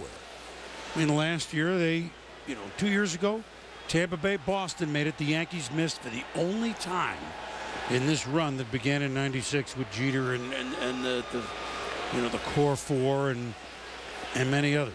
Okay. So last year, Tampa fell off. The Yankees and the Red Sox were in. And now maybe, who knows? I'm not saying it's not a Boston comment, but with Tampa and the Yankees like this, Boston could be the odd man out because they're the best two records in baseball thus far. Could We'll be. see. Could be. I think the Red Sox are going to get back in it. I'm not saying they're not. They're in a tough stretch right now. They played Detroit. Everything's tough right now. With Ellsbury being out, they don't manufacture runs. Upton a long way to center field, but Brett Gardner's there. I got a question for you.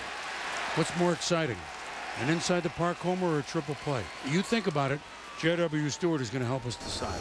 Well, Chris, we've seen them both in the same game from the same team, the Mets and the Nats, and Web Gem nominee for sure. Chris Singleton pecking the Web Gems tonight. This better be number one. Christian Guzman's the first out. Levon Hernandez at second's the second. Nigel Morgan out at first. A triple play. Triple play in the same game. The umpire out there is calling that. Did he call it in fly? I don't see how. He's saying second and third. Wow. A lot of guys standing around on that triple play, huh? A little confusion there for a while. Little? I had to kind of figure out where everybody was at that point. I don't know what's more exciting there. Well, by the way, what's more exciting for me? yeah. Well, obviously I wasn't going to ever hit an inside the park homer, so all I'm going to do is give it up. So give me that triple play. I understand that. This is John Jaso. We just came back and Blaylock flew out to left field. This is Jaso, whose ground rule double scored 2 in the big 4-run fourth, and he's at it again. The sharp base hit. He's always been able to hit, but he was never going to get to the big leagues unless his defense improved as a catcher, and he proved to Joe Madden in spring training that he could do that. I tell you, you gotta, Boomer, I love that story. I mean, I'm hearing it before the ball game today. Here's a guy that in 4 hard weeks put in the work. He had the instruction. He might have developed a career.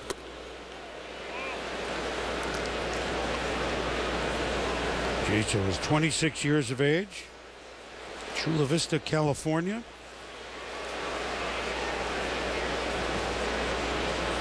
And can rake. Yeah, he can. Not unbelievable numbers in the minors, but yet strong batting numbers. Meanwhile, the number 9 hitter, Brignac, will ground it out to Cano, and Burnett, at least for a moment, has settled down. Heading to the bottom of the 5th in New York. Rays 6, Yankees 1.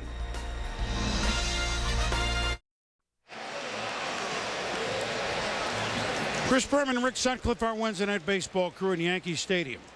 First of a 2-game series between the teams with the best records in baseball. Tampa Bay Rays at 28-11, 6. The New York Yankees at 25-14, 1. And swinging right away is Randy Wynn at the first pitch, and he flies it out to Ben Zobrist. 1 up, 1 down for Wade Davis to J.W. Stewart. Now what? You've shown us everything else. Well, let's go to Fenway Park. Baseball Tonight update. Red Sox and Twins for David Ortiz. Is this a 2-run home run or a triple? Well, originally ruled a triple. Umpires went to video replay, which eventually said a home run for Big Papi.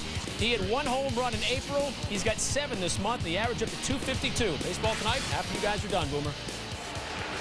You know what? And so, as Mark, thank you, J-Dub. As Mark Twain once wrote, reports of his demise are greatly exaggerated. We heard that last year, didn't we? Yeah. And he was picked already it up to 2. He was not at this average. Yeah. Did he ever get there last year? I don't know. I mean, that average wasn't at 252. If it was, it wasn't at the end of the year. So. Big Papi's he's such an easy guy to like. about this? I can't remember the last time I saw this with Derek Jeter striking out swinging in his first 2 at-bats. Not often. Off anybody. Wade Davis. Been hearing Joe Madden talk about this young man for at least the last couple of years. Now we get to see him. Well, he's not going to do it a third time. It's a base hit for the Yankee captain, who last year surpassed Lou Gehrig. Well, and he Yankee did with the most base hits. a lot of that hitting just like this, staying inside of the baseball and using everything from the right side of second base on over. One thing a couple of the players talked about today, when you see Derek Jeter, even though he's hitting the ball hard, when you see him hitting ground balls to short, that's not him. That's not his ball game. What we just saw there has been for a long time. Yeah, you look at the Denny's K zone. Now Brett Gardner up. He's been aboard both times, walked and singled. He's picked off. Caught stealing officially, but he was essentially picked off. He's got Joe Girardi. That's what Joe Girardi protested last night's game. They didn't like the way Del Carmen, Beckett left with an injury, and they gave the reliever Del Carmen as much time as he wanted to work. Yeah, because Del Carmen had just gotten up. I mean, he was far from being ready. But you know, I mean, it's not like we've heard about Josh Beckett's back for a while now, and you know how he hurt it. We found out he getting ready for interleague play. Boomer. Oh, hitting, swinging a bat. Well, he won't be in the first round of interleague play. One of the 15-day DL today. Yeah. That'll take they got the care Phillies. of the Red Sox playing the Phillies. They do. That'll be fun. That'll be fun. Talking about 2 passionate fan bases. Talk about 2 packed houses. Oh yeah. Phillies are making a run at what the Red Sox have. Well, they well over 500, maybe 600 consecutive sellouts now. They're at Fenway. Phillies they've got their own little streak going. You know, and there was so much time, even when they were good teams.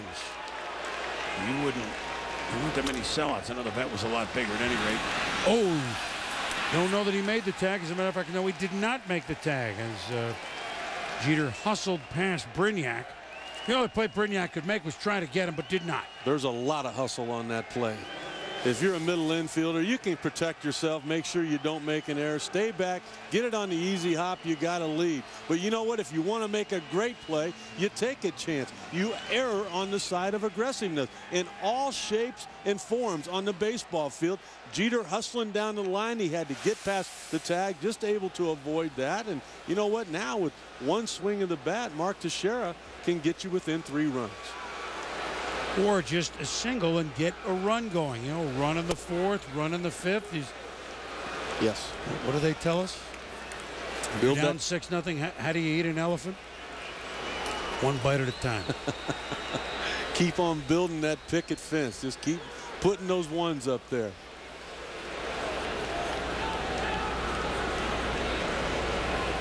Teixeira the DH tonight. Jeter the runner at second.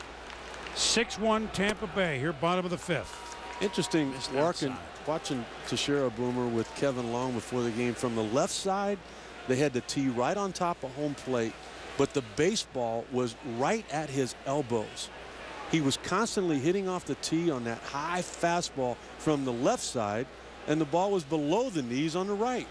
So that graphic of the Yankees come from behind. 51 wins from behind last year, including 36 at home. So well, that's what they've been doing. How about this? They trailed in 7 of the 11 postseason games they won. True. They're comfortable, and they're really comfortable here at home. 2-1 pitch to Teixeira, lays off the pitch inside, and well, now maybe the Yankees do more than eat one bite at a time. A-Rod on deck. Maybe Teixeira gets aboard. Jeter at second. 2 out.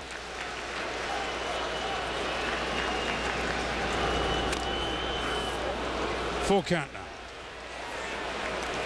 That looked more like the swing from Mark Teixeira in April than the one that we have seen during the month of May here.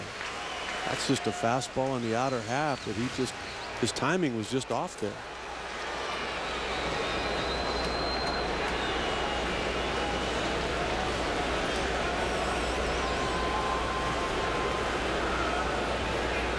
Payoff pitch.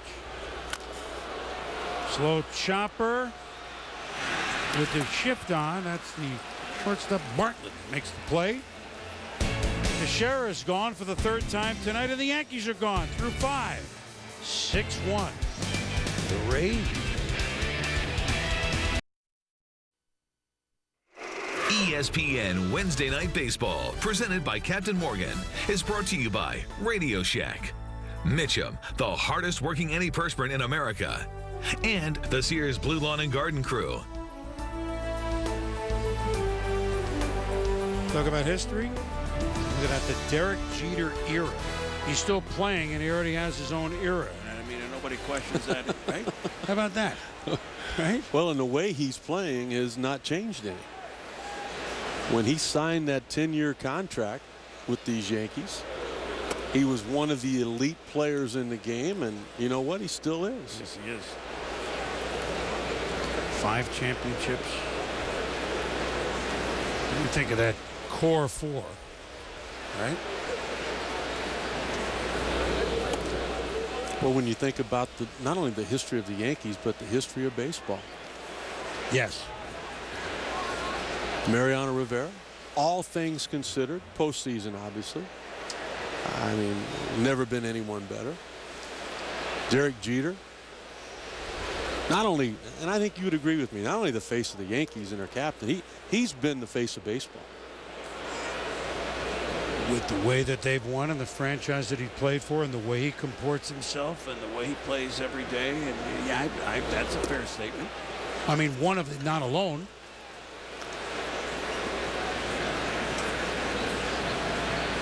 Meanwhile, Jason Bartlett, who began the game with a homer on the second pitch from A.J. Burnett, is on again with a walk.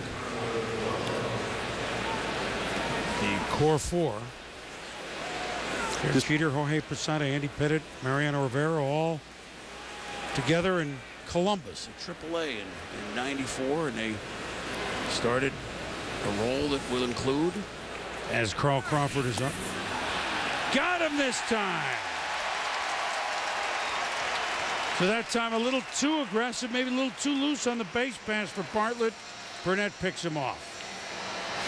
Really a quick move here on the part of A.J. Burnett. I mean, it's like he's saying, if I let them go, they're going to steal the base. We haven't thrown anybody out yet tonight. Maybe we've got a chance to pick somebody off. Crawford swung and missed. And you know what? A.J. Burnett saw what Wade Davis was able to do when he picked off Gardner, and he took it to he took it to a bigger level. I mean, the reason I say that, I know I've been there, and if an umpire is going to let you get away with it, take a look at his front knee. Watch his front knee bend.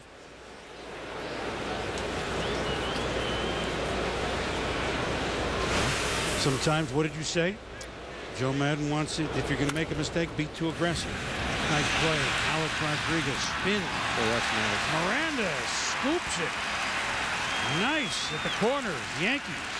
Well, the Yankees have been terrific on defense the last couple of years because they've had such terrific play at first base. Normally it's Teixeira. But look at this. I mean, that's going to be an E5. That was a tough hop. That ball came up even further than what it looked like it would. Miranda looked like he has handled that throw many times before. Ben Zobrist up now, who was singled and then walked his other 2 times on base all 3 times. Let's just finish if we have a moment after this pitch, just to give you the numbers. This year, Mariano Rivera, Jorge Posada, Derek Jeter become the first in any sport in North America to beat teammates 16 straight years. Yeah. Any sport. Yeah, and Andy Pettitte, too, who just missed those few years with Houston. And the numbers that those 4 have lived through include 5 World Championships, 27 All-Star games, 11 divisional titles, 7 AL championships, and millions of memories.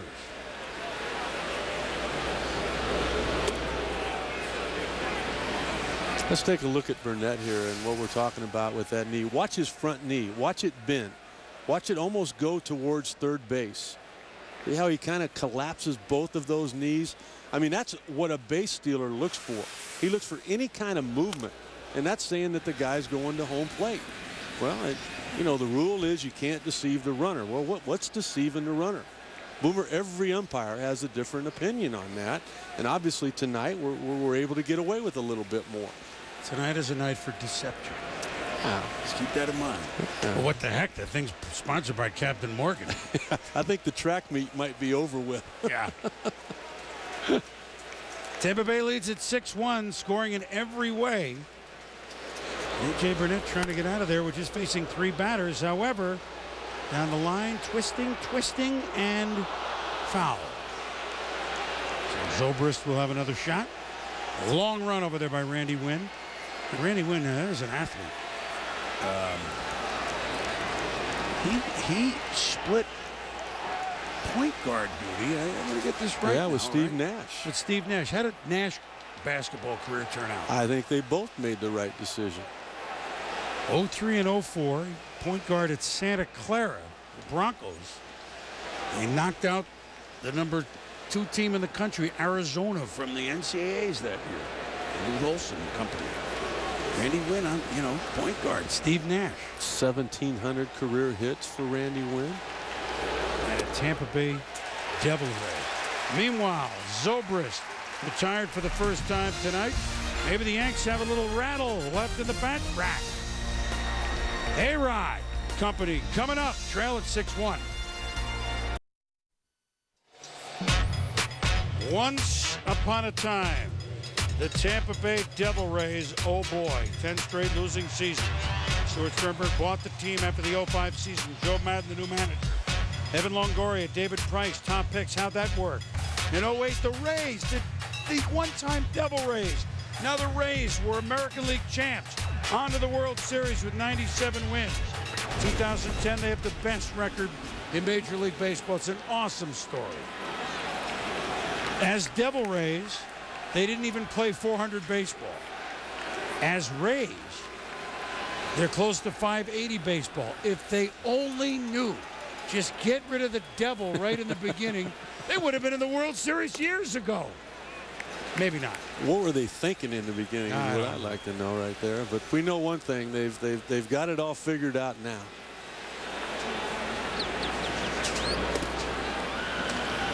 Alex Rodriguez, Robinson Cano, and Cervelli up. You know,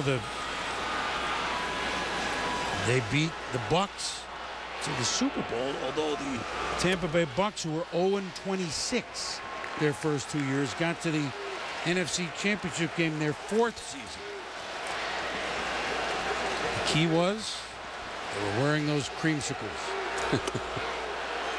How about the Rays uniforms on Sundays, by the way? You like those light blue that they wear on Sunday? I do. I do too. I like everything about the Rays these days. They just have one problem. And again, 3-1 to A-Rod, and he will chop that foul. What is that? Fans? Money? No. You are never going to get in that yard there, I don't think. You got a team there, the Trop. Yeah. But you're never going to get 35,000, 40,000 a night, even though the history of baseball in the Tampa Bay area is great. Even though, I mean, everybody has spring training there, so I mean, they're dialed into baseball from February 20th on. Yeah. I just don't know. And you know, you take the roof off, you can't play in I mean, it's just, I don't know that you're ever going to get 40,000, 35,000. It's not built for baseball. It isn't. It's not the best. And they've done the best they can there to spruce that up. The Trop in this ownership group, they've done about what they can with it. Agree? I totally agree with you. And they've done what they can between the lines. Oh, well, that they've done. We think we got that down. And I'm not, look, everyone gets right on the fan. They don't show. They love and they know their baseball in this area. This isn't trying to sell hockey to some area that doesn't play it, okay? Some of which the NHL has backfired on. That's a great frankly, point. That's okay? a great this point. This is not that. This is just, okay, with the team winning like this, and you've seen what happens with the Phillies. It's a different story. But they didn't sell. So maybe, what do they get? 20%, that's foul. 20% more if they continue like this, and we see no reason why they wouldn't. 20% on the 16,000 is, I know you might get a 40,000 here and there for a big series with the Yankees and the Red Sox. I just don't know. So what happens? Do they need a new stadium? Do they need it on the other side of the bay? Well, this may be on the other side of the bay. Way back! Gone!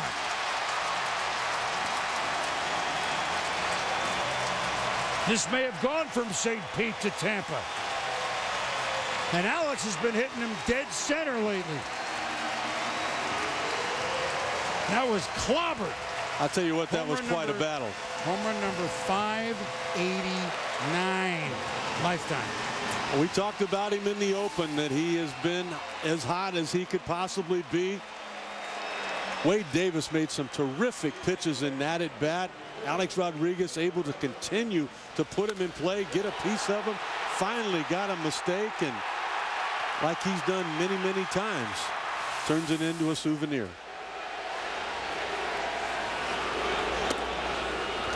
Alex had 2 home runs in his first 105 at-bats this season. You know it's going to be 30-plus when it's said and done. Here's a base hit, Robinson Cano. So, you know, hold the phone here with the Yankees. 6-2, runner on, nobody out. Bottom of the 6th. People talk about when you work hard, when you do it long enough, it becomes a habit, Boomer. And this was Robinson Cano earlier today, working on that pitch on the inside part of the plate, keeping it fair. He was having a problem. He was too quick. He was hitting balls hard, but he was hitting them foul. Now all of a sudden tonight he gets a ball in. He's able to put in and play. That stayed on the line. Now he shoots one to the other side of the diamond right there. He's having himself a good night, and it's not over yet. Jim Hickey, the pitching coach, out. Everybody converging on the mound. Nobody up yet. Throwing in the bullpen, although there's a little stretching going on there for Tampa Bay. We told you their bullpen. The bullpen is the best ERA. The starters have been awesome. Here's the problem for Joe Girardi right now, though. This needs to be Jorge Posada. And in the on-deck circle, it needs to be Curtis Granderson. And then it needs to be Nick Swisher in the 8th hole. And Nick Johnson, although he's going to be out with surgery. This was not their original lineup, but then again, it rarely is. There's Swisher. Said he could pinch hit tonight. Did say he could do that. From the right side, I guess, yeah. I love what Joe Madden's doing right here. You know, some people might say, get him out there, protect him or whatever. You know what? That's that quality start kind of thing. You don't know what you got unless you give him a chance to figure it out. 1-0 to the young catcher, Francisco Cervelli. Slow chopper, Longoria. Brignac. Wow. Pena. See it. Double play. I don't care how many errors he makes this year. Plays like that are the reason Longoria is going to win a lot of Gold Gloves. He could have stayed back. He could have caught it on the big hop and gotten the easy out at first. He knew he had to come and get it. He knew that it was a catcher running down the line. You know, at second base, you've got to turn it. At first base, you never know what kind of throw you're going to get. But that is all by Evan Longoria right there, knowing his pitcher's in trouble and saying, you know what, I can help you right here if I can make this play, and he does. So very quickly the base is empty. 2 outs. Marcus Timms, the right fielder, walked and struck out. Behind that pitch from Davis. And how about the confidence that Wade Davis is going to take from this start? Only his 4th win this season, but knowing that his manager believes in him. Quickly ahead 0-2. Rather than coming out of the game, you bring in the bullpen, and you mentioned they have been great, both of these clubs. But if you're sitting there on the bench and you're hoping somebody gets you out of the jam, that's not near the feeling of getting out of it yourself. Still throwing 94 as that pitch total gets up there. 107 on the evening. This should be the last hitter of the night for him. That'll be foul. Just for practice. Longoria loves it. Showing you more range. Yeah. So this is the first game between these two at Yankee Stadium this year. We mentioned the Tampa Bay's home opener actually won big. When they play down there, there's a lot of double-digit scores when these two teams play down at the Trop. It just is. Well, all the range that we could show, we couldn't quite get that one. Longoria diving to his left, Bartlett driving to his right. And let's see if Levin just knocking the dirt out of the glove. Oh, you hate seeing that.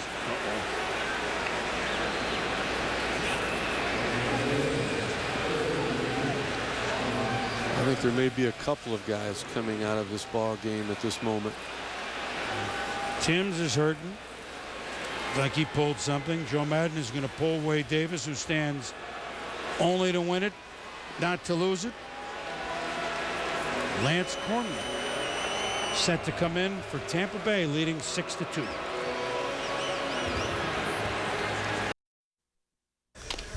J.W. Stewart in studio with his Baseball Tonight update. Steven Strasburg pitching for AAA Syracuse. 9 Ks and 6 in the third innings. His night is over. Through 92 pitches, gave up 3 hits and no runs. He has still yet to allow an earned run in 3 AAA starts. Baseball Tonight after Yanks Rays.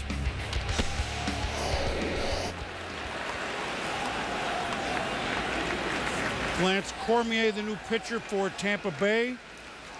Ramiro Pena, the base runner for Timms, and we'll show you what happened to him. Boy, a guy waiting for just a chance to make an impression, which he certainly did the other night.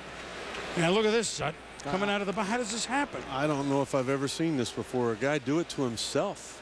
He threw the bat right in the baseline, and then as he's watching the baseball, comes down on it with his left foot and has to come out of the ball game. Joe Girardi's using the only available player he's got. I mean, you could throw Swisher out there. You don't want to. Posada's injured. That's all he's got left after putting Pena into the ballgame. So Ramiro Pena, the pinch runner at first. Juan Miranda facing Lance Cormier. Miranda defected to the Dominican Republic from Cuba about 4 years ago. A little bit last year. I mean, 200 average, he's hardly had any chances yet, so that doesn't mean much. He swings better than that. Shift way around. And this is about as deep as... Now, Brignac may be deeper than Cano was on Pena at second base. He may be. What do you think, Sut? He's planning more to pull. I think the count may have something to do with that. You move over because the count's 3-1 now. Look at that. It's like a 1-3-1 defense in basketball, isn't it? And it's 3-2. Cormier's not really a strikeout type guy. He's a durable guy. He had an outstanding season last year out of the Rays bullpen. You're going to see him throw a lot of cut fastballs, which he did there.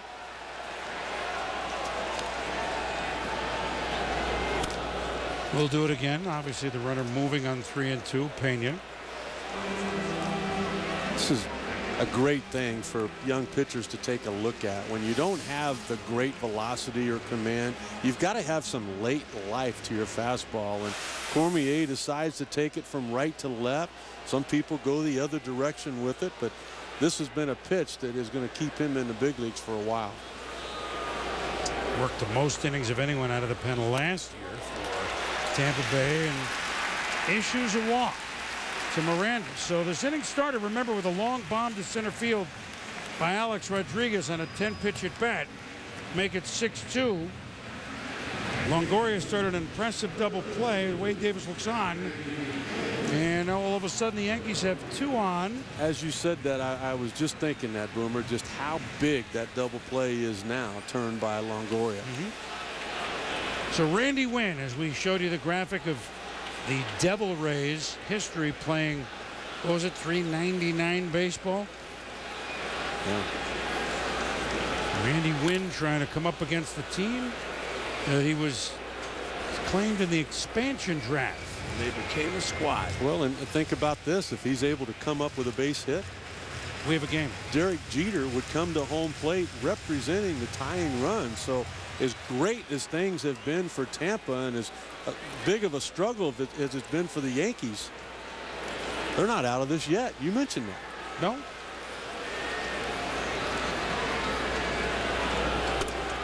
I mean, again, Monday led 5-0. Won, but in an epic struggle. Last night, led 5-0. Lost. This time they're trying to do it the other way. Okay, we've seen how that works. Sunday they led 3-1. Yeah. Lost that ball game. 1-1 the pitch. Top to win.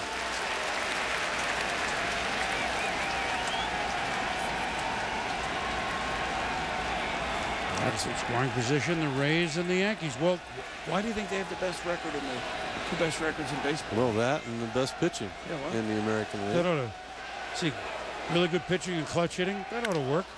But this won't do it. Oh, it might. It does. Wow. Reed Brignac, the ball seemed to take an extra little scoot on him up. And then he just tried to lay the ball over to first base, and Wynn beat it out.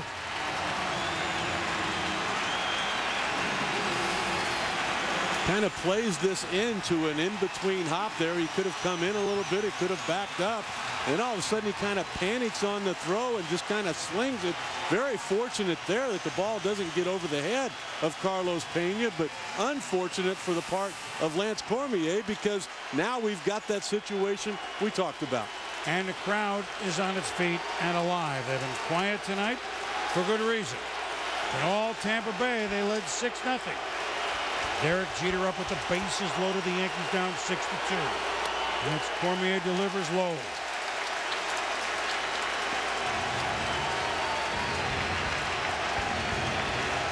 Five base runners for the Yankees this inning. Only one home. We've seen some bizarre numbers. Jeter No 5 official at bat. Go ahead. bats off of Cormier and only 1 hit. The 5s are everywhere. Yeah, they are. Including, if as you suggest, he's able to lift one in the stands, it would be a 5-run inning. But we're getting ahead of ourselves. Well, and you know what? He did what he's so good at in that last at bat, going to the opposite field. Down low. Blocked by Jaso, 2-0. Ramiro Pena, the pinch runner at third. Juan Flying Miranda hopes to do so at second. Randy Wynn at first. Derek Jeter 1 for 3, 2 strikeouts, singled his last time up. Jeter with 18 home runs a year ago, 4 already in 2010. Joe Girardi's got to be proud of his troops. Missed, 3-0.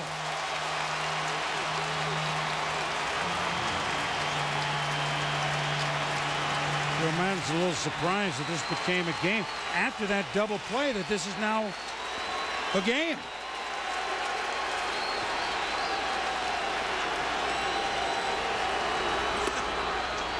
Taking on 3-0 in their first strike.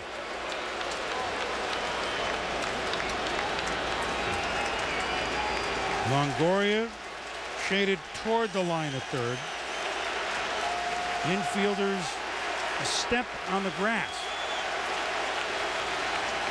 Force anywhere. Directly at shortstop. Bartlett across to Pena. The bases are stranded, loaded. So Jeter does not deliver. A-Rod with a homer to start the inning makes it 6-2. Tampa Bay, 7th inning coming. Major League Baseball continues on ESPN Sunday and Monday at 8 Eastern. Sunday Night Baseball presented by Taco Bell. Yankees, Mets, Citi Field, final game of the Subway Series. 7 Eastern Monday Night Baseball presented by Sears Lawn and Garden. Rays host the Red Sox in St. Pete. Major League Baseball on ESPN and ESPN3.com this Sunday and Monday. For more information, log on to ESPN.com. What do you know about Pena out there in right field? Is he any good?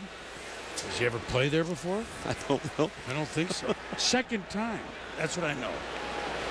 This is his second time out there. So let's just see if the ball finds you. Oh. Right? Sut?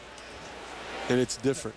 You know, we've all, in Little League or wherever, high school, you've all been out in the outfield shagging and, you go catch fly balls. It's fun. It's different when you put these second and third decks there. Evan Longoria drove in a run with a sac fly in the third. 2-out single in the fourth, capped a 4-run fourth. Well, and then, he brings his glove to the ballpark every night as well. There's so many ways that he helps you win a ball game. How about the maturity when you just talk to him around the cage or in the clubhouse? Yeah. He just gets it. He gets it. Well, and you know what? They knew it. Yeah. That's why they signed him. A 9-year deal. Yeah, like 6 games in or whatever Exactly, it was. 6 games. So measured and everything that. It's going to be a tough play. A-Rod, safe.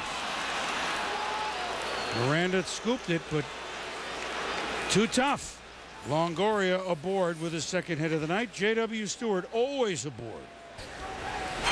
Chris, time for the Ford 7th inning stretch. We take you to Fenway for the Red Sox and the AL Central leading Twins. Billy Hall playing short for Marco Scutaro tonight. Singles to bring home Adrian Beltre. That makes it 3-1 Boston. Baseball tonight after you guys are done in the Bronx. Boomer, back to you. You know what the upset at Mother's Day was? Billy Hall was like the greatest Mother's Day hitter since they went to the Pink Bats. He didn't get in there for Boston. I figured it was a lock. He was going to hit a home run on Mother's Day. Why didn't you call Tito? I could have, but I had a good homestand, actually. But I just thought, actually, that was the Yankee series, wasn't it? So, Angels, then the Yankees. The first. I didn't call him because the first 2 games didn't go well. You should have put him in. Well, they've got more things than just that to sort out. Yeah, hearing Mike Lowell, and I thought Mike went about it in the right way. He didn't say I won out, I'm not happy. He is. He's one of my favorite people. But he just said I'm killing a roster spot here. They could be better off without me, and he didn't say that, but he could be better off. He wants to play every day. They'll make that change. Mike Lowell has been an outstanding Red Sox in this run. I mean, World Series MVP. Yep. You know that. Yeah, it's frustrating for him. I went up to a game, tried to make the rounds here, and I've gotten here. I went up to Boston, one of the last game. They played the Angels right before that Yankee series, and talked with him and Big Papi, actually. And both of them frustrated with things, but just quietly. I mean, just because they're competitors. Not because they were mad at anyone, as you say. It just you certainly want a player that wants to play. If your player's all right with sitting around, you don't want him on the team. No. That would not be the case of those two. Terry Francona is one of those guys that can handle those situations. Oh, yeah, he knows. His people skills are so good. The best. It's disappointing has been their pitching. It has not been near as good as advertised. I mean, the Rays, they're not as proven as the Yankees and Red Sox staff, but Boomer, I think you'd agree they're every bit as talented. Well, they've shown it so far. That's up top to Pena 2-2. I mean, Josh Beckett has struggled now in the DL. There's Shields and Garza.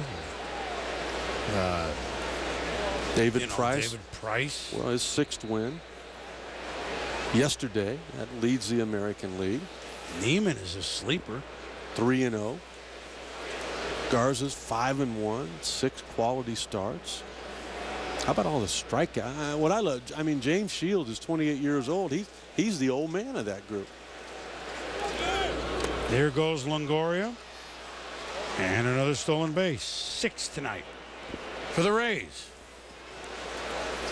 That was one of their big advantages even last year when they were only 6 games over 500. Last year they stole 104 more bases than they allowed.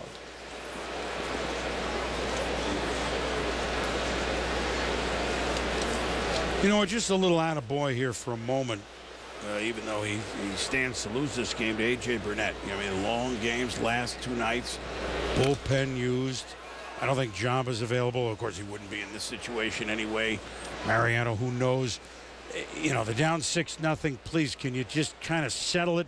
Be the long man in relief, if you will, while you're also the starter. Does that make sense? And he's done that. I mean, let's see if this run scores, but he's kept it where, you know, Jeter came up as a tying run. He could have quit. He could have won it out after that 4th inning when he found himself all of a sudden down 6-0. But I agree with you. You respect the guy more for this than the no-hitter that he threw.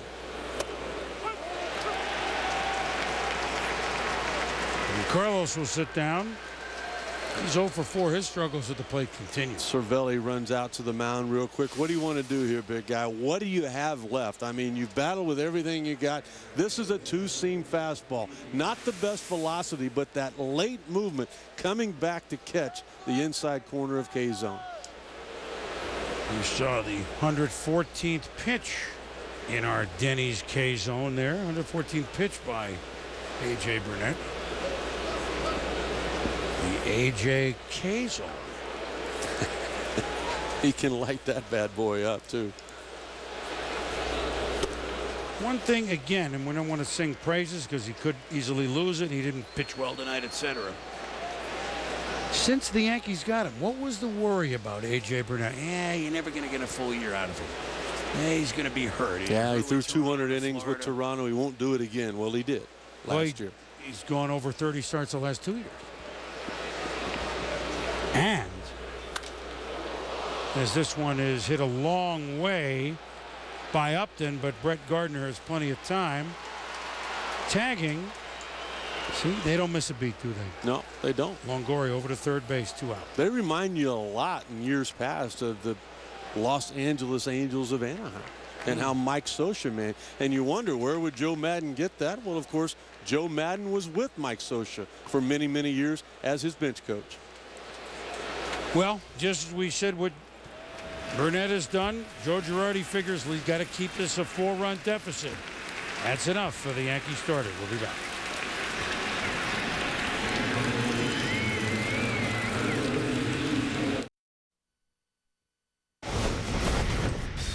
I think it kind of really plays right into Joe's philosophy of, you know, really forcing the defense to, you know, make plays on us and playing aggressive enough to, you know, sometimes force errors when teams have to rush plays. And again, I think, you know, this team is a nightmare for a lot of pitchers and catchers, you know, because a lot of the guys throughout the lineup can steal bases, and it makes it tough when you know, the pitcher has to split his concentration between a base runner and a batter. Well, there it is. A nightmare was the key word of that, wasn't it, son? By Evan Longoria. And that's what it's been for Francisco Cervelli tonight. You know, you've got an opportunity to run with A.J. Burnett on the mound. Big guys, it's tough to get to home plate real quick. You know, he's overpowering. You got to stay back there as a catcher. And then you add the talent of Tampa Bay, and you can see why they're going to run every. What's hard to believe is that in his last 7 starts, A.J. Burnett was 6-0 against the Rays. So he was able to control that track meet they've created tonight. This is lefty Boone Logan on in relief to face Hank Blaylock, 1-time, 2-time All-Star. Gabe, welcome back Kapler now as the pinch hitter. I looked down there and said, wait a minute, Blaylock's lefty. So I'm rusty in this too. Eh? Well, you got Pena in right field, so you don't. We're going to have some things here tonight that we don't normally see. Gabe Kapler, who goes, you know, he was the last out of Dallas Braden's perfect game on Mother's Day. He made an out last year in Mark Burley's perfect game in the 9th inning. And he's made it out, but we don't want to say like that's all he does is make outs, but I'm just pointing it out. That ain't all he flies out the ball, found Pena, but it also found his glove. 7th inning stretch. We'll be back. 7th inning stretch time here in New York. The Yankees trying to scrap their way back in it, trailing Tampa Bay 6-2. Wade Davis stands to win it, son. Well, he was every bit as good as advertised. He was able to fill that strike zone with fastballs. Joe Madden, his manager, saying that was the key early. And then what he did after that, after the two-seam fastball, Boomer, he started going to the slider. He eventually went to that big curveball from time to time. He mixed in some changeup. What you saw right there was a 24-year-old finished product. Denny's K-zone package shows it. And now can the Yankees scrap their way back into, well, I mean, I know they had the bases loaded with Jeter and 2 outs, and he grounded a short, but can they scrap their way back to get it to a 2-run game here? And then anything is possible. That's the one thing about Derek Jeter, particularly in a spot like that. He just doesn't ground out to the shortstop. I mean, that means you're rolling over on the ball. That means something mechanically is not right. And normally, I mean, if Derek Jeter's going to make outs, it's usually something to the right side of second base. Right now, he's just in one of those spells where something's missing. So 2-3-4 for the Yankees. Brett Gardner, Mark Teixeira, Alex Rodriguez, who homered his last time up. Lance Cormier has come on in relief. And made it interesting in the last Yankee at bat in the 6th. But now he's trying to quell things for Wade Davis before they turn it over to Soriano and company late. Brett Gardner walked, singled, grounded a second. Well, and that should be one thing that should end for the Rays right now. Gardner yanks this one down the line, but it's hooking. You got 9 outs to get right now. You cannot give the Yankees any more base runners. You've walked Gardner. You've walked 3 other guys along with that. Make them swing the bat. I mean, you know what? This ball went a long ways. The crowd got excited. But now if you look at the scoreboard, the count's 0-2. You know, we were doing a lot there at the end, that half inning. We had Evan Longoria talking about nightmare, which the Rays have been on the base paths and the way they force issues. Yeah. You know what my favorite part of that interview was? Did you see it was in the background there? I didn't. Yeah, you did. Don Zimmer dressed, back to a house that he knew once well as our good buddy Popeye. Popeye here. He doesn't make every road trip with the Rays, but talk about a guy with some baseball knowledge and some smiles. As Bartlett grabs that one and Gardner is out. Well, we'll get back to Zim in a minute. Here's J.W. Stewart. Chris, thank you. The 4th, 7th inning stretch. The Angels and the White Sox and a Web Gem nominee for sure. Juan Pierre leads the majors in steals. Here he robs Juan Rivera. Chris Singleton picking the Web Gems tonight on Baseball Tonight. Got his work cut out for him. That, Brandon Phillips, the triple play. It's all coming up on Baseball Tonight after Yanks Rays. All right, J-Dub, thank you very much. Mark Teixeira up now, and he will swing. And a slow chopper on the ship. Nice play by the shortstop. Bartlett playing as a second baseman. He's done that twice. The last 2 at-bats for Mark Teixeira, he has had to make the exact same play. All of the extra work that Mark Teixeira put in before the ball game, just not able to equate into good swings here tonight. There's that cut fastball hit right into the ground, and 4 at-bats for Mark Teixeira. He struck out the first 2 times, Boomer, and the last 2 have ended up just like that. Not guy with 39 homers last year, not hitting the ball out of the infield. Alex Rodriguez hit it out of the outfield last time up. 589th lifetime homer. You know, you were talking about Don Zimmer, and I just got to share a story with you. Joe Girardi telling me before the game that he invited Don Zimmer to sit on the bench with him this year in Anaheim during the All-Star game. Don Zimmer had tears in his eyes, and he said, I'd love to do it. He called his wife to tell her, and she goes, did you forget? Our granddaughter's getting married the day before. And Zim thought about it long and hard. They talked for a good 2 hours before the game, and I asked Joe, I said, why? He said, well, Don Zimmer has meant everything to me. He was my first big league manager. He brought me to the big leagues, and when I became a manager in Florida, he was there for me. Meanwhile, A-Rod is punched out by Cormier, whose 6th inning is a long time ago. That's an 8-pitch 7th. 6-2 Rays heading to the 8th.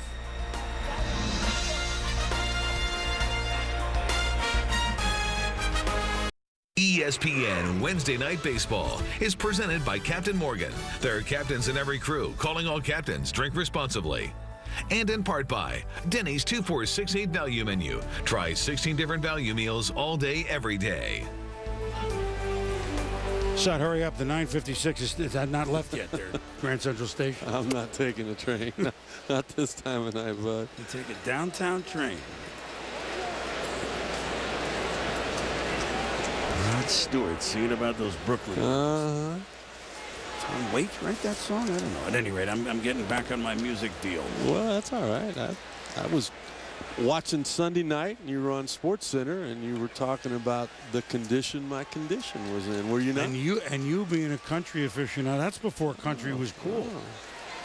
It's Kenny Rogers and the first edition, by the way. And a little Barbara Mandrell reference with country. Yeah. How about a little John Jaso?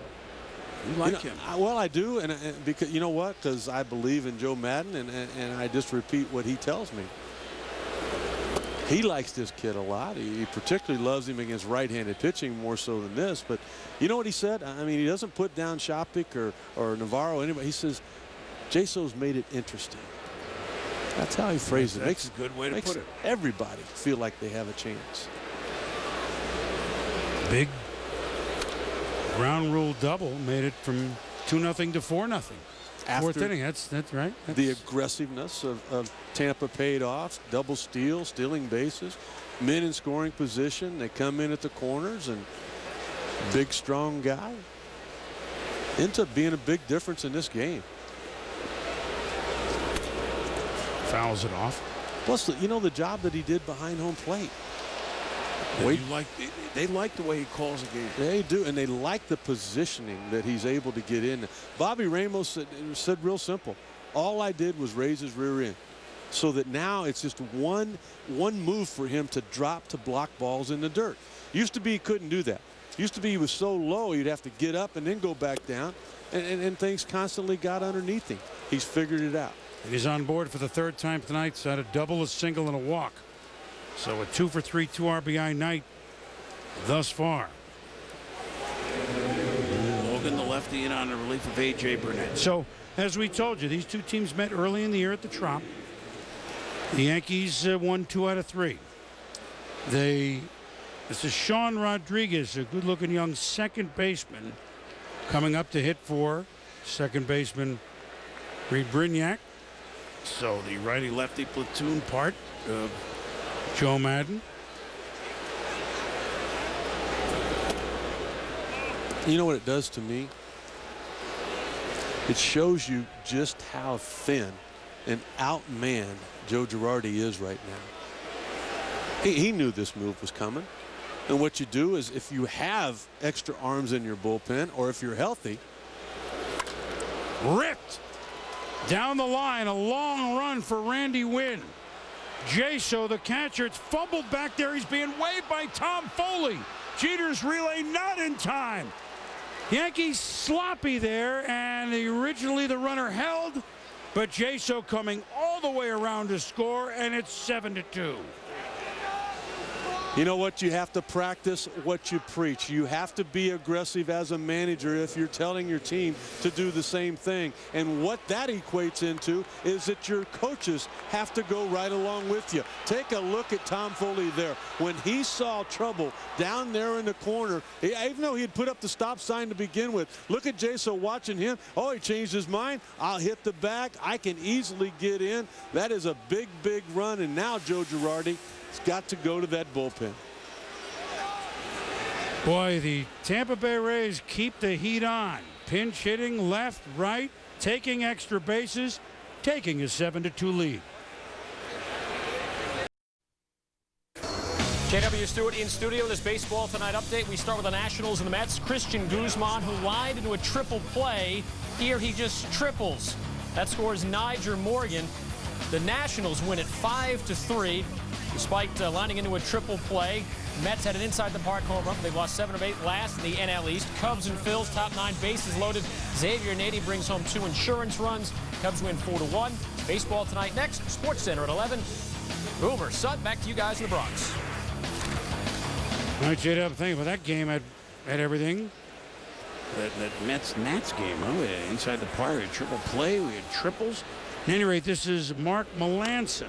Just called up yesterday, bunt foul by the leadoff hitter, Jason Bartlett, who started the game on the second pitch against A.J. Burnett with a home run. Tampa's never looked back. They lead 7-2, and Tampa Bay has done everything tonight. Homers, 2 pitches in, stealing bases, doubles, turning tough double plays, taking extra bases. It's fun to watch, isn't it? Yeah. I mean, it's a National League, if you will, brand of baseball. It's an aggressive type of baseball from top to bottom. I mean, I think Wade Davis was part of that, being aggressive with that fastball in the strike zone all night tonight. Everybody except Carlos Pena has been aboard at least once. I mean, is J-So, he's a star. They're 28-11 for a reason. And not stuff that when you look at a box score, or unless you're looking way down. If people look at box scores the way we used to look at box scores, I mean, you might see stolen bases tonight. You might see that, but you're not going to see extra bases. You're not going to see a lot of things. I have a shopping list here.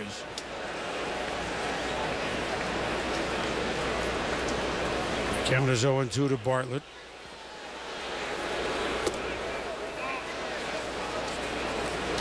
I'll tell you what Tampa Bay has done tonight as we might need a second cart when we go to the supermarket with this list. Well, Carl Crawford's been a big part of that. On base a couple of times. Driving in runs, scoring runs. And this is through the hole. And look at Rodriguez run. And where's this throw? Well, it's Pena. It's an infielder. The ball will find you. Didn't we say that? It did. And you know the reason is because Jason Bartlett knows how to handle the bat. It's only fitting that he would start the scoring on the second pitch of the night from A.J. Burnett hitting his first home run. Now you've got a man on second. You've got nobody out. Tried to bunt him over to begin with. That didn't work. Going to hit behind him. He just simply plays pepper with the right fielder. Picks up another RBI. And now he's in position to score another run tonight. By the way, did you notice that? Not only Foley waving him all the way, but Rodriguez had his head down halfway to third base like we're going home. I mean, why wouldn't you? I understand it's 7-2. They know how they play. They know who they are. This is Carl Crawford. All right, here's the shopping list tonight. In no particular order. The Rays shopping cart suck. Get second cart race. 7 runs on 10 hits. Well, now 8. On 11 hits. See, already the shopping list is outdated. All right, we're going to get back to it in a minute. I get handed the list. Things change. Bring me up here. I mean, I got an old list. It's a 6 single. They got 7 now. All right, we'll wait to this pitch for Crawford. Let me read. This is, I mean, the 12 days of Christmas, this list. All right, here we go. So 8 runs, 11 hits, 7 singles, 3 doubles, a homer. A little pace to it. 6 steals. Receive, 5 walks, 1 sack, bunt, 1 sack, fly, 1 hit, batter, 5 walks. How many stolen base? And the heat is always on. Well, sorry about that. It's a little early for Christmas carols. That's what Longoria talked about when we talked to him before the ball game about we try to make them make mistakes with our being aggressive, and you've seen it all night long.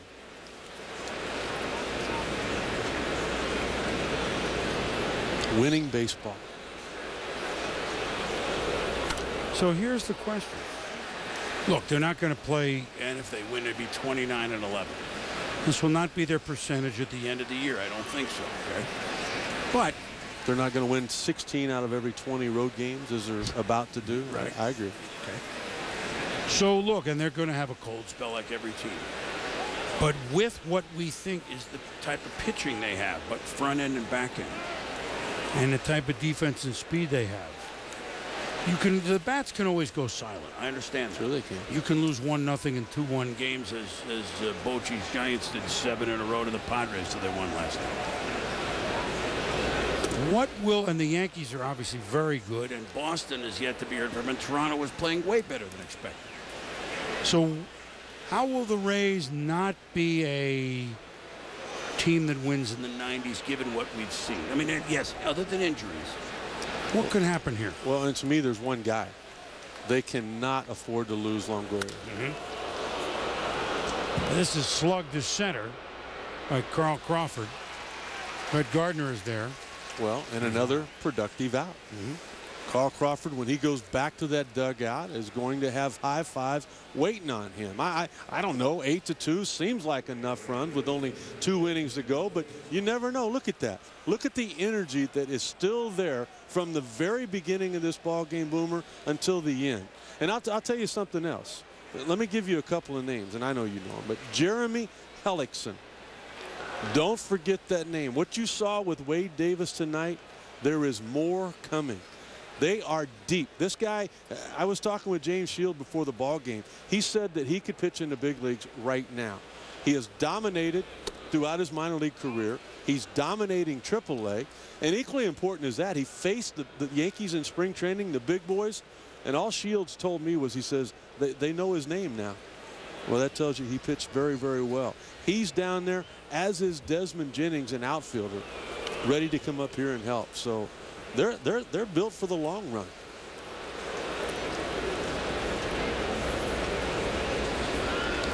You're to win this AL East, you got to be quite a team. They've done it.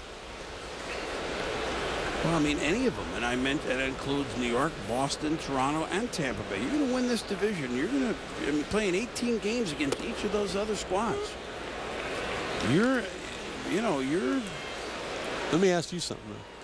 When's the last time you heard it this quiet in this city? For the whole game? For this team. Huh? It doesn't happen often like this. That's how overwhelming Joe Maddon's club has been. Because the Yankees are relegated to play in the infield and it's not going to matter because there's a base hit by Ben Zobrist. So make it 9-2. Give me that shopping list. Wow. Even this late in the ball game, I love watching guys play the game right. And how they remain aggressive and they're intelligent about it. This ball was hit in the air. Take a look at Bartlett at third. Watch it when it's hit. Look at it hit right there. He knows I got to get back and tag if it's caught. Look at him going back to make sure they get the run. I mean, that's effort right there. Yep. That's not being careless. That's not being lazy. And we have seen it all the way through this ball game. And you know what? With Joe Maddon's club, you'll see it all year long. 6 different Rays with at least an RBI, if I'm not mistaken.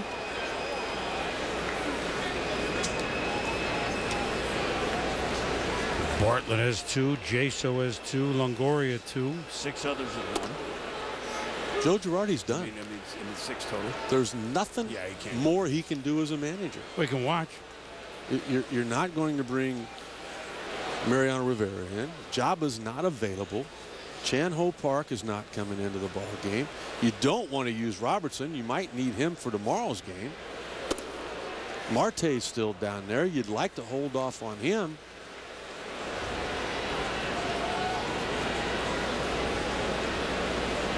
And there's no mercy rule in big league baseball. No, well. And if you're the Rays, you don't want to show them any mercy. You've got years of frustration behind you.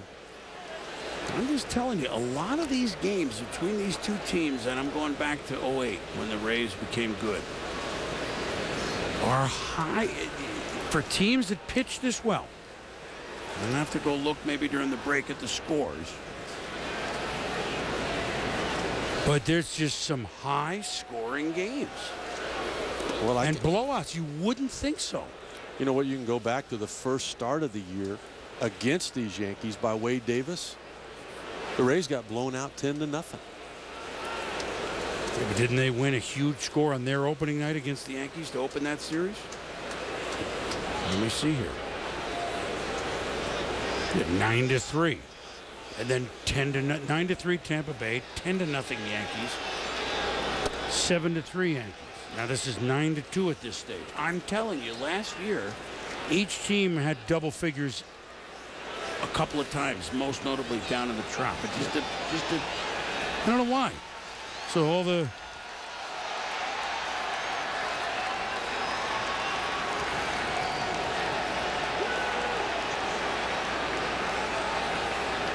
3-2 pitch to Longoria. Well, there's some frustrated fans down the left field line, and you know that security will take care of that quickly, as they do.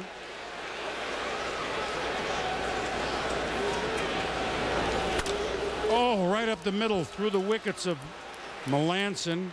And the Rays, they just keep on coming. Longoria now with 3 singles, sac fly, 2 RBIs. Now a visit from the pitching coach, Dave Island, and he feels like he's on an island right now, to J.W. Stewart. Chris, thanks very much. Baseball Tonight update, Braves and Reds. And after Billy Wagner blew the save, Jason Hayward takes him off the hook. This will bring home Martin Prado. Jason Hayward with his second walk-off hit of the year for the rookie. Braves win 5-4. They're only 4.5 games out of first in the NL East. A lot of youngsters on the Braves. And how about Johnny B. Baker's Reds, who may not tonight if the Cardinals win. But the Reds earn first place. The Cincinnati Reds, which would be a nice scene in that town, which loves their baseball, but hasn't had a lot to love lately. How about him making the decision in spring training that right-handed pitcher Mike Leake was ready for the big league level? He's 4-0. Carlos Pena sends it way back. And wouldn't you know it, when you can't buy a hit, it's the hardest hit ball it does. And Zobrist has tagged from second base. Carlos Pena has just hit a 406-foot two-base sacrifice fly that Brett Gardner made a great catch on. And yet another run scores. I mean, the heat remains on. How about the hustle shown by everybody involved with this? That's just a terrific effort right there on the part of Gardner. He goes as far as he can possibly go. Nobody in baseball is faster than him. And then you see him going down. Zobrist knew right away what he was going to try to do. As he saw the ball being caught, he knew he was going to get to third. And when he sees Tom Foley waiting him on, he knew something had happened. When Gardner went down, they score a run easily from second base. The Yankees are going to appeal now at second. Safe.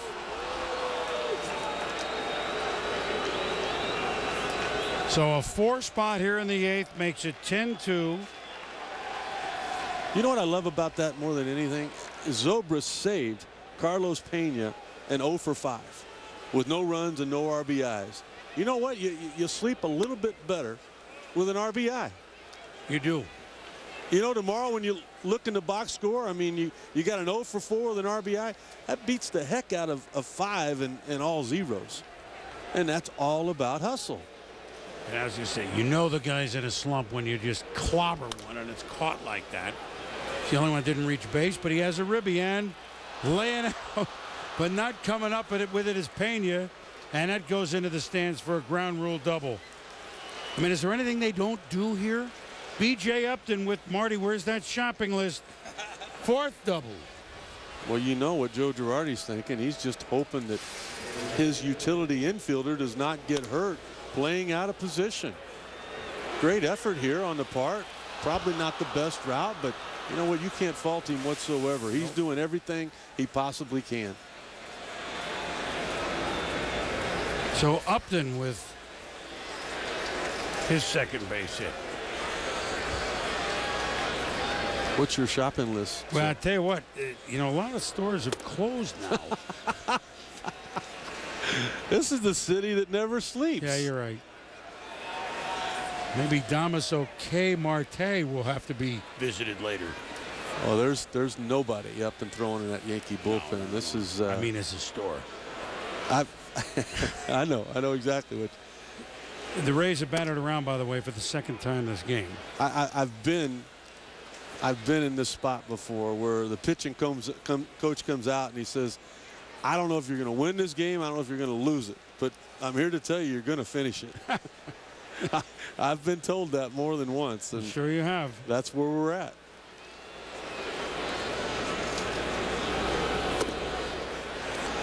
You know, another spot where you've got an older team and a score like this, if you're Joe Girardi, you'd like to get some of those guys out. Get them out, get them in the trainer's room, get them iced down, you know, get them where they can leave the ballpark when the game's over with and, you know, be fresher and ready to go tomorrow. You can't do that.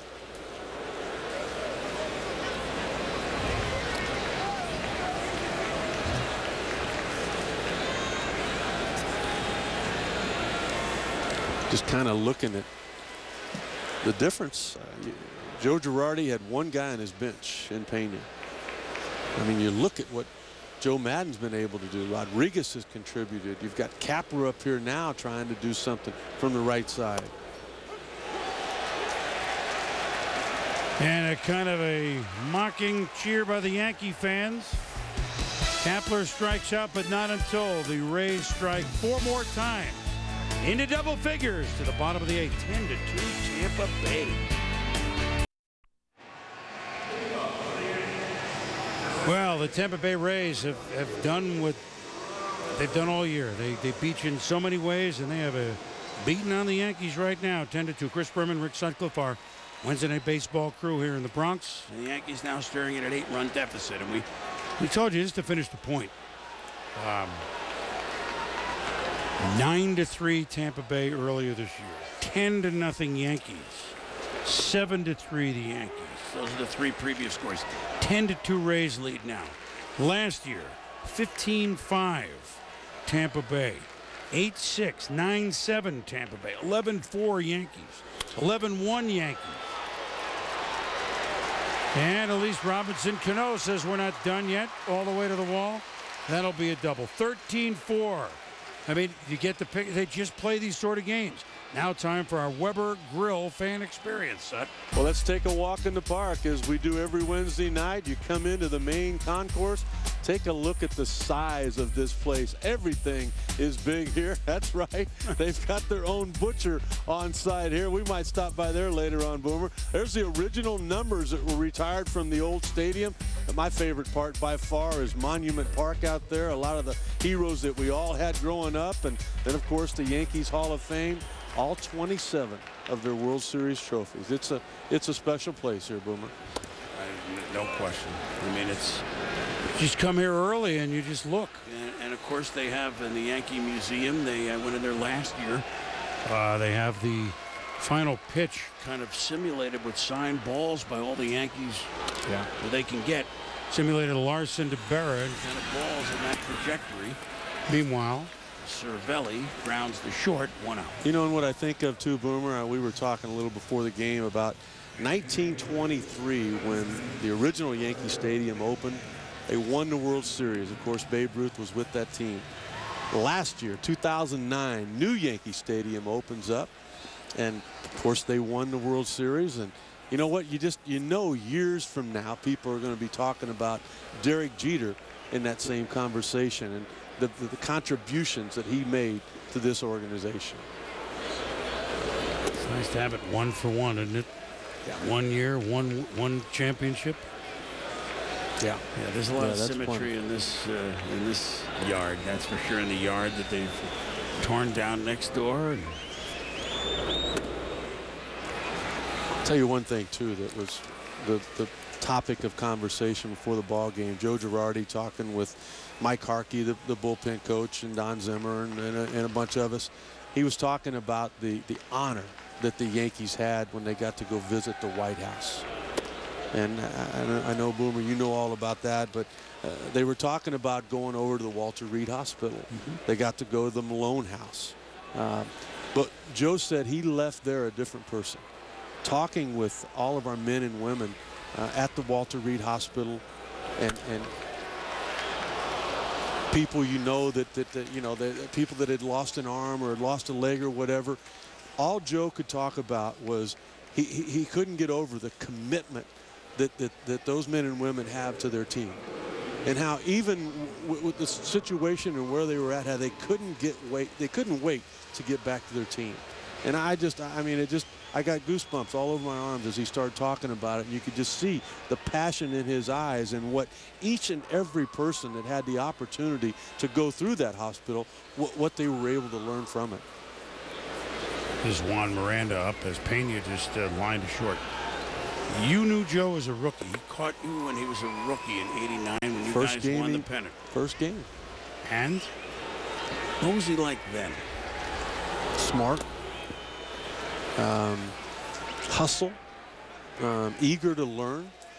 And that's why he talked about it was important for him to invite Don Zimmer to sit beside him at the All-Star game on that bench because of all that Don Zimmer meant to him. Being there through all those. Joe Girardi went through back surgery, major back surgery, his first couple of years in the big leagues. A lot of people thought he was done.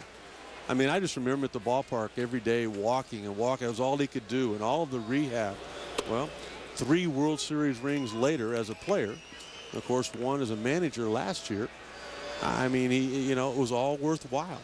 All of that hard work and as he talks with bench coach Tony Pena there, I'm sure they're just trying to figure out how to put 9 guys on the field tomorrow night. You know what he did after the Yankees won the World Series last year in Game 6 of the Phillies? And of course, celebrated and everything. He was driving home about 2 in the morning on the Hutchins River Parkway, Westchester County. There was a car broken down on a curve. That's a tough road now. A lady broken down with a flat tire. He pulled over and made sure that she had help and did not move on before that situation was taken care of on the night they won the World Series. Wow. Doesn't surprise you? No, does it? not doesn't He's surprise me known him a lot longer than me. No. He's as good a friend as anybody could ever have. A teammate, a father, a husband, a catcher.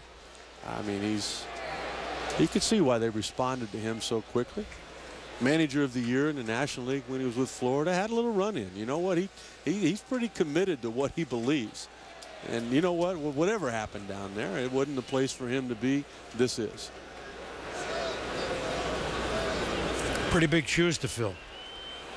The guy we played for, Joe Torre. Well, you think about last year in the postseason. There were a lot of great managers there, Boomer. Who was the last one standing? Mm-hmm. I mean, Joe Torre was there, Arusa, Mike Scioscia, Terry Francona, Charlie Manuel. So it tells you what he's done, how he's been able to make that change from being a former player to being a manager now. 3-1 to Miranda. Cano at second with a leadoff double. 10-2 Tampa Bay, and that's foul. Bottom of the 8th. So they play tomorrow with quite a pitching matchup. 5-0 Andy Pettitte against James Shields. 4-1. Then they don't meet each other. They'll have 5 games of their 18 done right after the All-Star break. 3 games between the two of them in Yankee Stadium, Friday, Saturday, Sunday. Then at the end of the month, 3 at Tampa Bay. And then 3 at Tampa Bay in the middle of September, and with about 10 games to go, 4 at New York. A lot more between these two, including the next inning of play. We head to the 9th. Tampa Bay 10, the Yankees 2.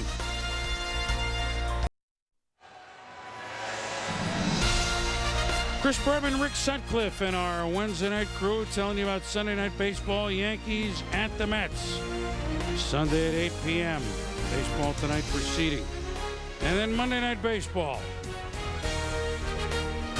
These Rays at home against the Boston Red Sox. What a series they had 2 years ago. Went 7 games down in that building. And Tampa Bay was on their way to the World Series. The Tampa Bay Rays. What sounded like as ridiculous as the Mets going to the World Series. It was almost as if, as we head to the 9th here with the score 10-2. One of the great quotes of all time, and there's a what would you expect? How about a base hit by the Rays? J-So begins the 9th, getting on base just as he began the 8th. We may get him to the All-Star game with all the things we've said about him and all the great things that he's done tonight. Well, we're going to go talk interleague here, but I just want to finish. When the Mets were 40-120 under Casey Stengel in 1962, one of the great Casey quotes of all time, man will walk on the moon before the Mets make it to the World Series. I mean, Tampa was that bad, almost. And, of course, you know what happened. No one expected man to walk on the moon in 1969, but it happened in the summer. The Mets didn't get to the World Series till October, so Casey was right. At any rate, we segue into interleague baseball. And, of course, this weekend, the Yankees play the Mets. A lot of those the fans just look forward to it so much. And that's all that matters. Oakland, San Francisco, the Angels and the Dodgers. And some of them don't quite sync up, but not everybody has a natural rivalry like the Yankees and the Mets. But I mean, it's Chicago and L.A. and then the state of Missouri. Kansas City, St. Louis is a big deal. It really is. And Houston plays the Rangers. I mean, that can be. I mean, a lot of things can work. But a lot like the All-Star game, Boomer. I mean, the American League since '05 has dominated interleague play. I mean, really to the point of like a 92-70 type season. I mean, you just look at the percentage there, 577. The best team in interleague play, Boomer, over the last 4 years, the Minnesota Twins. Detroit right behind that, Boston. The Angels are there. The best team, really one of the only teams with a winning percentage from the National League, is Jim Tracy and the Rockies. Tampa Bay's up there as well. You know that their game suits any style of baseball. Right. Watching the Yankees before the ball game, Dave Island had his pitchers out, all the starting pitchers, bunting, taking BP, working on handling the bat. Mick Keller, the first base coach, was working on their base running. Jeter starts the double play there, and we're done here to head to the ninth. The Rays are retired. 10-2, Tampa Bay. They're going to shut it down. J.W. Stewart in studio with his Baseball Tonight update. Twins, Red Sox, Jonathan Papelbon, the night off. Daniel Bard on for the save against Jim Thome, made a ground out to end it. First save of the year for Bard. Clay Buchholz pitched into the ninth and struck out 7 to get the win. Meantime, David Ortiz continues his resurgence, hitting his 7th home run of the month after hitting just 1 in all of April. And the Mets became the first team since the Phillies in 1955 to turn a triple play and record an inside the park home run in the same game, but they lost to the Washington Nationals. Baseball Tonight scheduled to follow Rays and Yankees, and then again at midnight Eastern. Back to the stadium, Chris Berman, Rick Sutton. All right, JW, thanks for being with us all evening long. Now, I mean, now that's a rough one. So you go back to the hotel. We had an inside the park home where we have a triple play and we lost. Lucy, you got a lot of explaining to do. There's not much explaining about this one to do. No. I mean, it's just one of those games that from the very beginning, from the second pitch, let me put it that way, it has had the Tampa Bay Rays written all over it. Andy Sonnenstein had a winning record last year for the Tampa Bay Rays as a starter. To show where they've come in their pitching, he's in the bullpen, pitching in a 10-2 game. And he's one of those guys where he doesn't. He'll take this on just like it's a 2-2 ball game. He will approach it just like that. I remember a couple of years ago, Joe Madden talking about him, saying he's one of those guys you can win with. 10 runs, 15 hits, 1 error. Tampa Bay, 2 runs, 8 hits, 1 error by the Yanks. Jason Bartlett on the second pitch. Home run off A.J. Burnett. And the game was on for Tampa Bay. Running, doubling, homering. You know, and Boomer, to me, just stealing. Like watching that foul ball, watching every single person out there, all 7 of them in the field, moving in one direction or another. They are going to play all 27 outs. How can you not like what you see? They're not going anywhere. This is, okay, they won in 08. That's a nice story. Now get back to reality. No. Last year they were over 500. It didn't work. They are keepers. That is Rodriguez over to Pena. And a rough night for Randy Wynn. He's gone. 1 out. Well, Wade Davis is our Denny's value player of the night, and deservedly so. He was able to make up for his first loss of the season when the Yankees beat him 10-0. He didn't throw that bad. I mean, 6 innings, 4 runs. It got away late in the ball game. But you look, he comes back in his second start. He has a no decision against Boston. He won 3 straight, and then all of a sudden he gives up a couple of runs. He loses 2 straight, but right back tonight with an outstanding performance. And Boomer, I really thought the key was just how he was able to stay out of the big inning. Remember when Hickey came out to the mound and you know, men on first and third, and it was almost like just forget about Alex Rodriguez? He did, and you know what? That was the only run that he really, you know, gave up. The Tampa Bay Rays will move to 4 up on the Yankees. I know it's a little early to start worrying about the standings, but they will move to 29-11. the Yankees 25-15. Each of these teams in their first 13 series set 10-2-1. 10 wins of a series, 2 losses in a series, and either a split of a 2 or a split of a 4 game. Of course, there's only a 2-game series. Andy Pettit back on the hill. trying to stay unbeaten for him against James Shields tomorrow night. And Quite a matchup. then the teams play interleague, and you know who will enjoy it? Carl Crawford grew up like a couple minutes from where Minute Maid Park is now in Houston. And he plays for Tampa Bay. Now, he never gets to go home. He's going to get to go home. Great high school football player, was he not? Yes. Oh, yeah. They offered a scholarship to Nebraska for it to be an option quarterback. This one will hit the gap. Look at that. Yep. Look at that. There's 26 outs are over with. There's one more. And B.J. Upton shows you right there, even though he's not swinging the bat very well, he says, to Brett Gardner. You can take all the speed and everything that you possess and take it right on back to first base. Look at the hustle. Look at him cutting it off. And then he's got as good an arm in the outfield as there is. And in a 10-2 game with 1 out to go, we're still going to put the shift on, says Joe Madden. We're going to have Rodriguez way out there on the grass in the outfield, almost like a short fielder in softball. I think back to the difference I saw in that clubhouse, and you did before the ball game, where the Yankees were thinking about winning 2 games and cutting the deficit to 1. The Rays were thinking about winning 2 and leaving here 5 games up. They may, but don't forget, it is Andy Pettit on the mound tomorrow. Yep.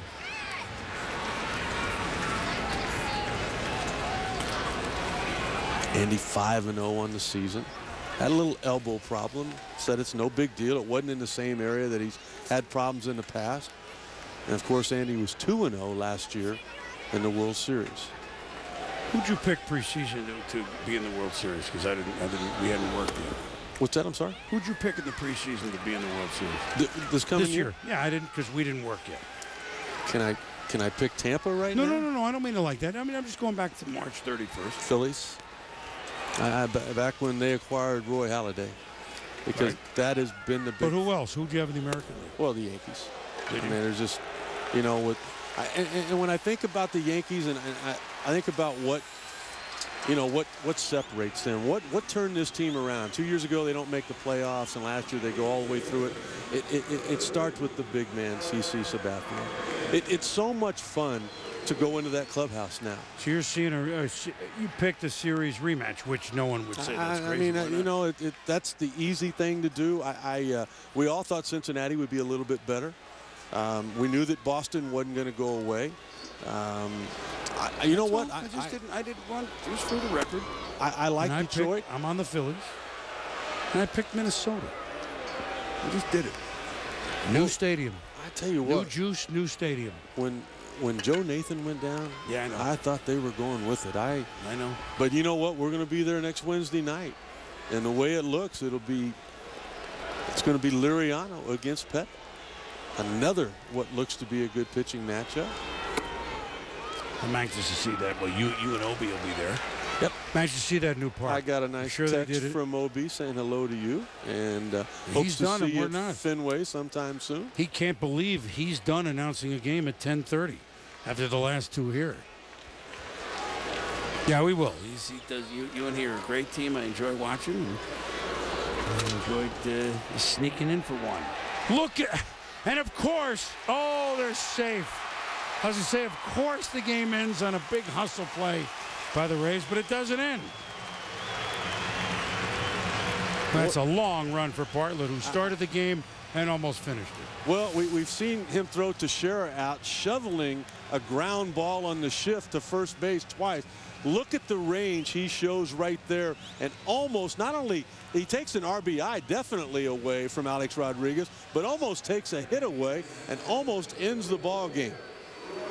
I love that on the part of second base umpire Mark Carlson too. All right, is the game over? Yeah, probably, or whatever, but you know what? I too am going to umpire 27 outs. Good call. Robinson Cano is 3 for 4, and he comes up with bases loaded. And their strike. Says Larry Vanover at first. Sonnenstein, the righty pitcher way off to the side here. Well, that's because he likes to command the first base side of home plate. His strength is that cut fastball, and he likes to either have it on the corner or back towards the back foot of a left-handed hitter. 0-2 to Cano. Bases loaded. Yankees trail 10-2. An 8-run homer would be in order.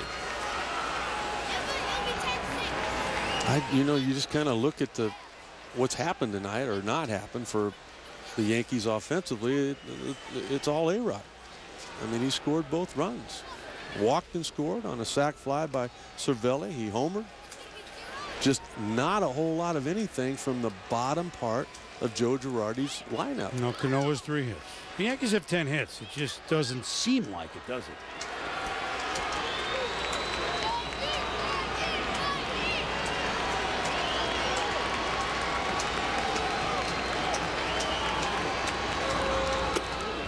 Yikes. Curveball that got away from him there.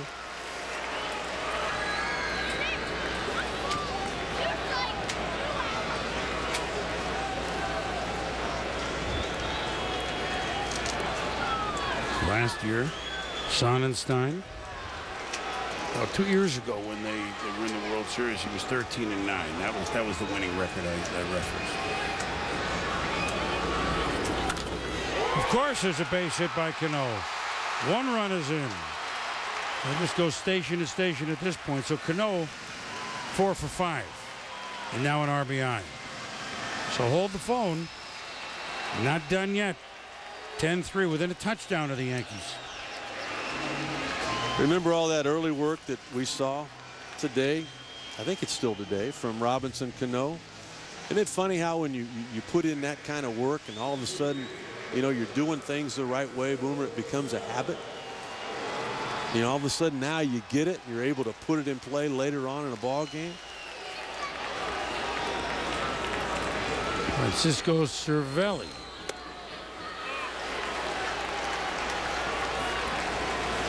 Cano matches a career high with 4 hits. League leading, at least for several weeks, league leader in batting. Now the M&M boys have taken over here, huh? Mauer and Morneau. Oh, yeah. 2-0. Well, now we hear the fans that have remained are here for a reason. Maybe, just maybe. Some of that Yankee magic. Although in the most unlikely of circumstances. Boomer, you just kind of think if Joe Girardi's bullpen would have been healthy, no question you'll take here. But I look at that 4 spot in the 8th inning, put a 0 up there.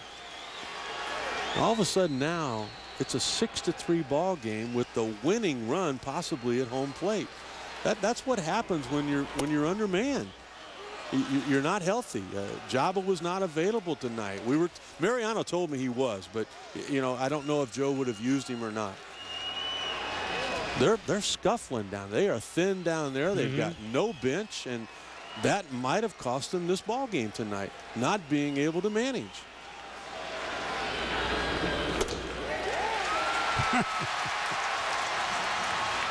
Cervelli walks, second RBI of the night for him. And it's 10-4. A couple of field goals now will do it.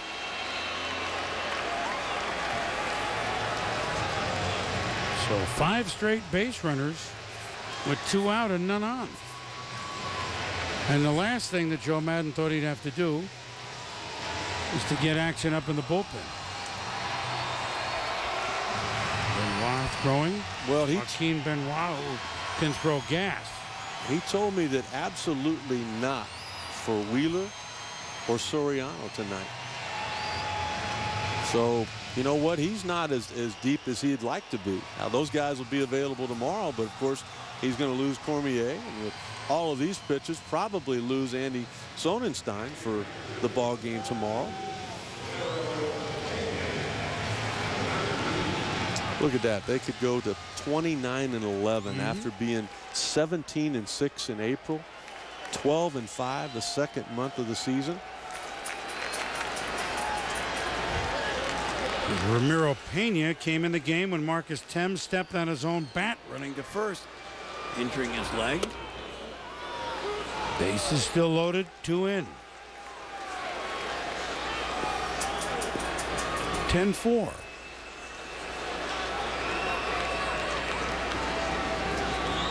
It's a CB command, isn't it? 10-4. Over and out. Yeah.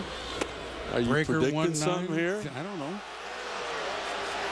I'm predicting nothing. I'm predicting sooner or later this is. I mean, this would be a miracle. We've seen it. Well, you know they've got to get at least 2 more guys on base. Oh, and it's going to go. Where is it? 1 run in, 2 runs in. It's 10-6. Now they need 1 more man on base. Now, I don't want to say that my first year of baseball in 1990, and Joe Madden is my. I don't want to say that once upon a time I was at Dodger Stadium and it was 11-1. The Dodgers over the Phillies, and Tommy, understandably so, pinch hit for everybody. Fernando pinch hit. It was fun. Yeah. Phillies got 2 in the 8th, 11-3. Tommy Hutton and I announced it. 9 in the 9th. John Kruk hit a 3-run homer. Dale Murphy had a bases loaded. Offerman made it a key error. I've seen this before. Is the Swami working overtime? I've seen this before. We're not done. Stay with us.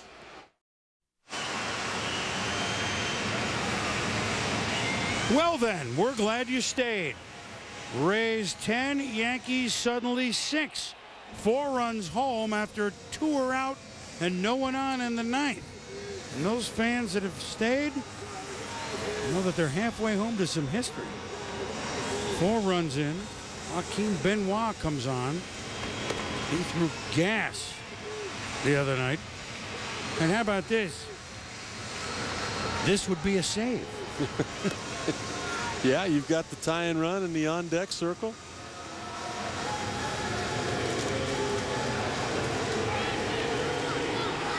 And you know what? You never know. No, as Joaquin Andujar said, you can sum up baseball with 1 word. You never know. Jorge Posada and Nick Swisher are in that dugout. They're probably down in the batting cage, which just is about 50 feet away from where Joe Girardi's standing.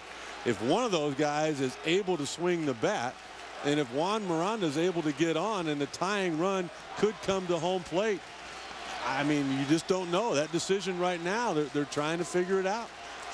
Joaquin Benoit came in the Cleveland game Monday at the Trop, struck out all 5 batters he faced. So the matchup that you all tuned in for, Joaquin Benoit pitching to Juan Miranda. 2 runners in scoring position, 4 home in the Yankee ninth. I just hearing you say that, I think about our good buddy Harry Carey and how much fun it would have been to have heard him try to figure those 2 guys out backwards. Joaquin Benoit. Juan flying Miranda. I'll tell you what's different though is, I mean, when this inning started and the score was 10-2, you know, a lot of people, particularly in that bullpen for the Rays, went, it's over. Foul back. And all of a sudden now they tell you to get up, and your mind's really not in it. Yeah, I'll get up. Yeah, whatever you need, I'll get up. Oh, I'm not coming in. All he needs is one more out. Now he's 0-2 on this guy. And now look at what's happened. You've got more activity there. In your mind, I don't know if he's really ready to go both 100% physically and mentally or not. We're going to find out. Grant Balfour was throwing. We got Australia up throwing in the bullpen now.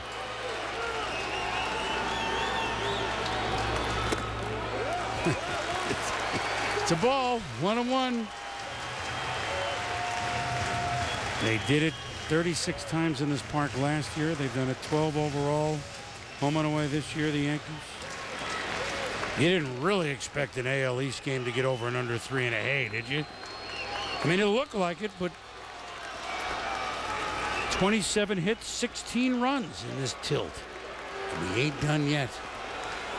That's why so many people come out to watch these games. You never know. So much ability on the field. Shift on. Foul back. Yanks down to their last strike. How important now is that aggressive base running on the part of the Rays, particularly in that 8th inning? Not only taking the extra base, but remember the sac fly to center field with a man on second? All of that stuff right now. Without that, I mean, you're looking at the tying runner at home plate and a guy that homered last night off Josh Beckett.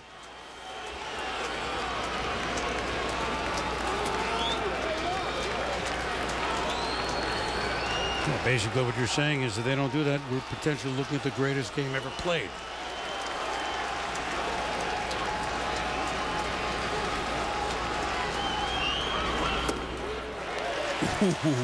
Oh, nice. That's a nice take right there. That's 2 balls, 2 strikes, 2 outs, 2 on, 4 runs home, 10-6 Tampa Bay. That's a take right there from a guy, a young hitter like this, that shows you he's got a chance to be a really good big league hitter.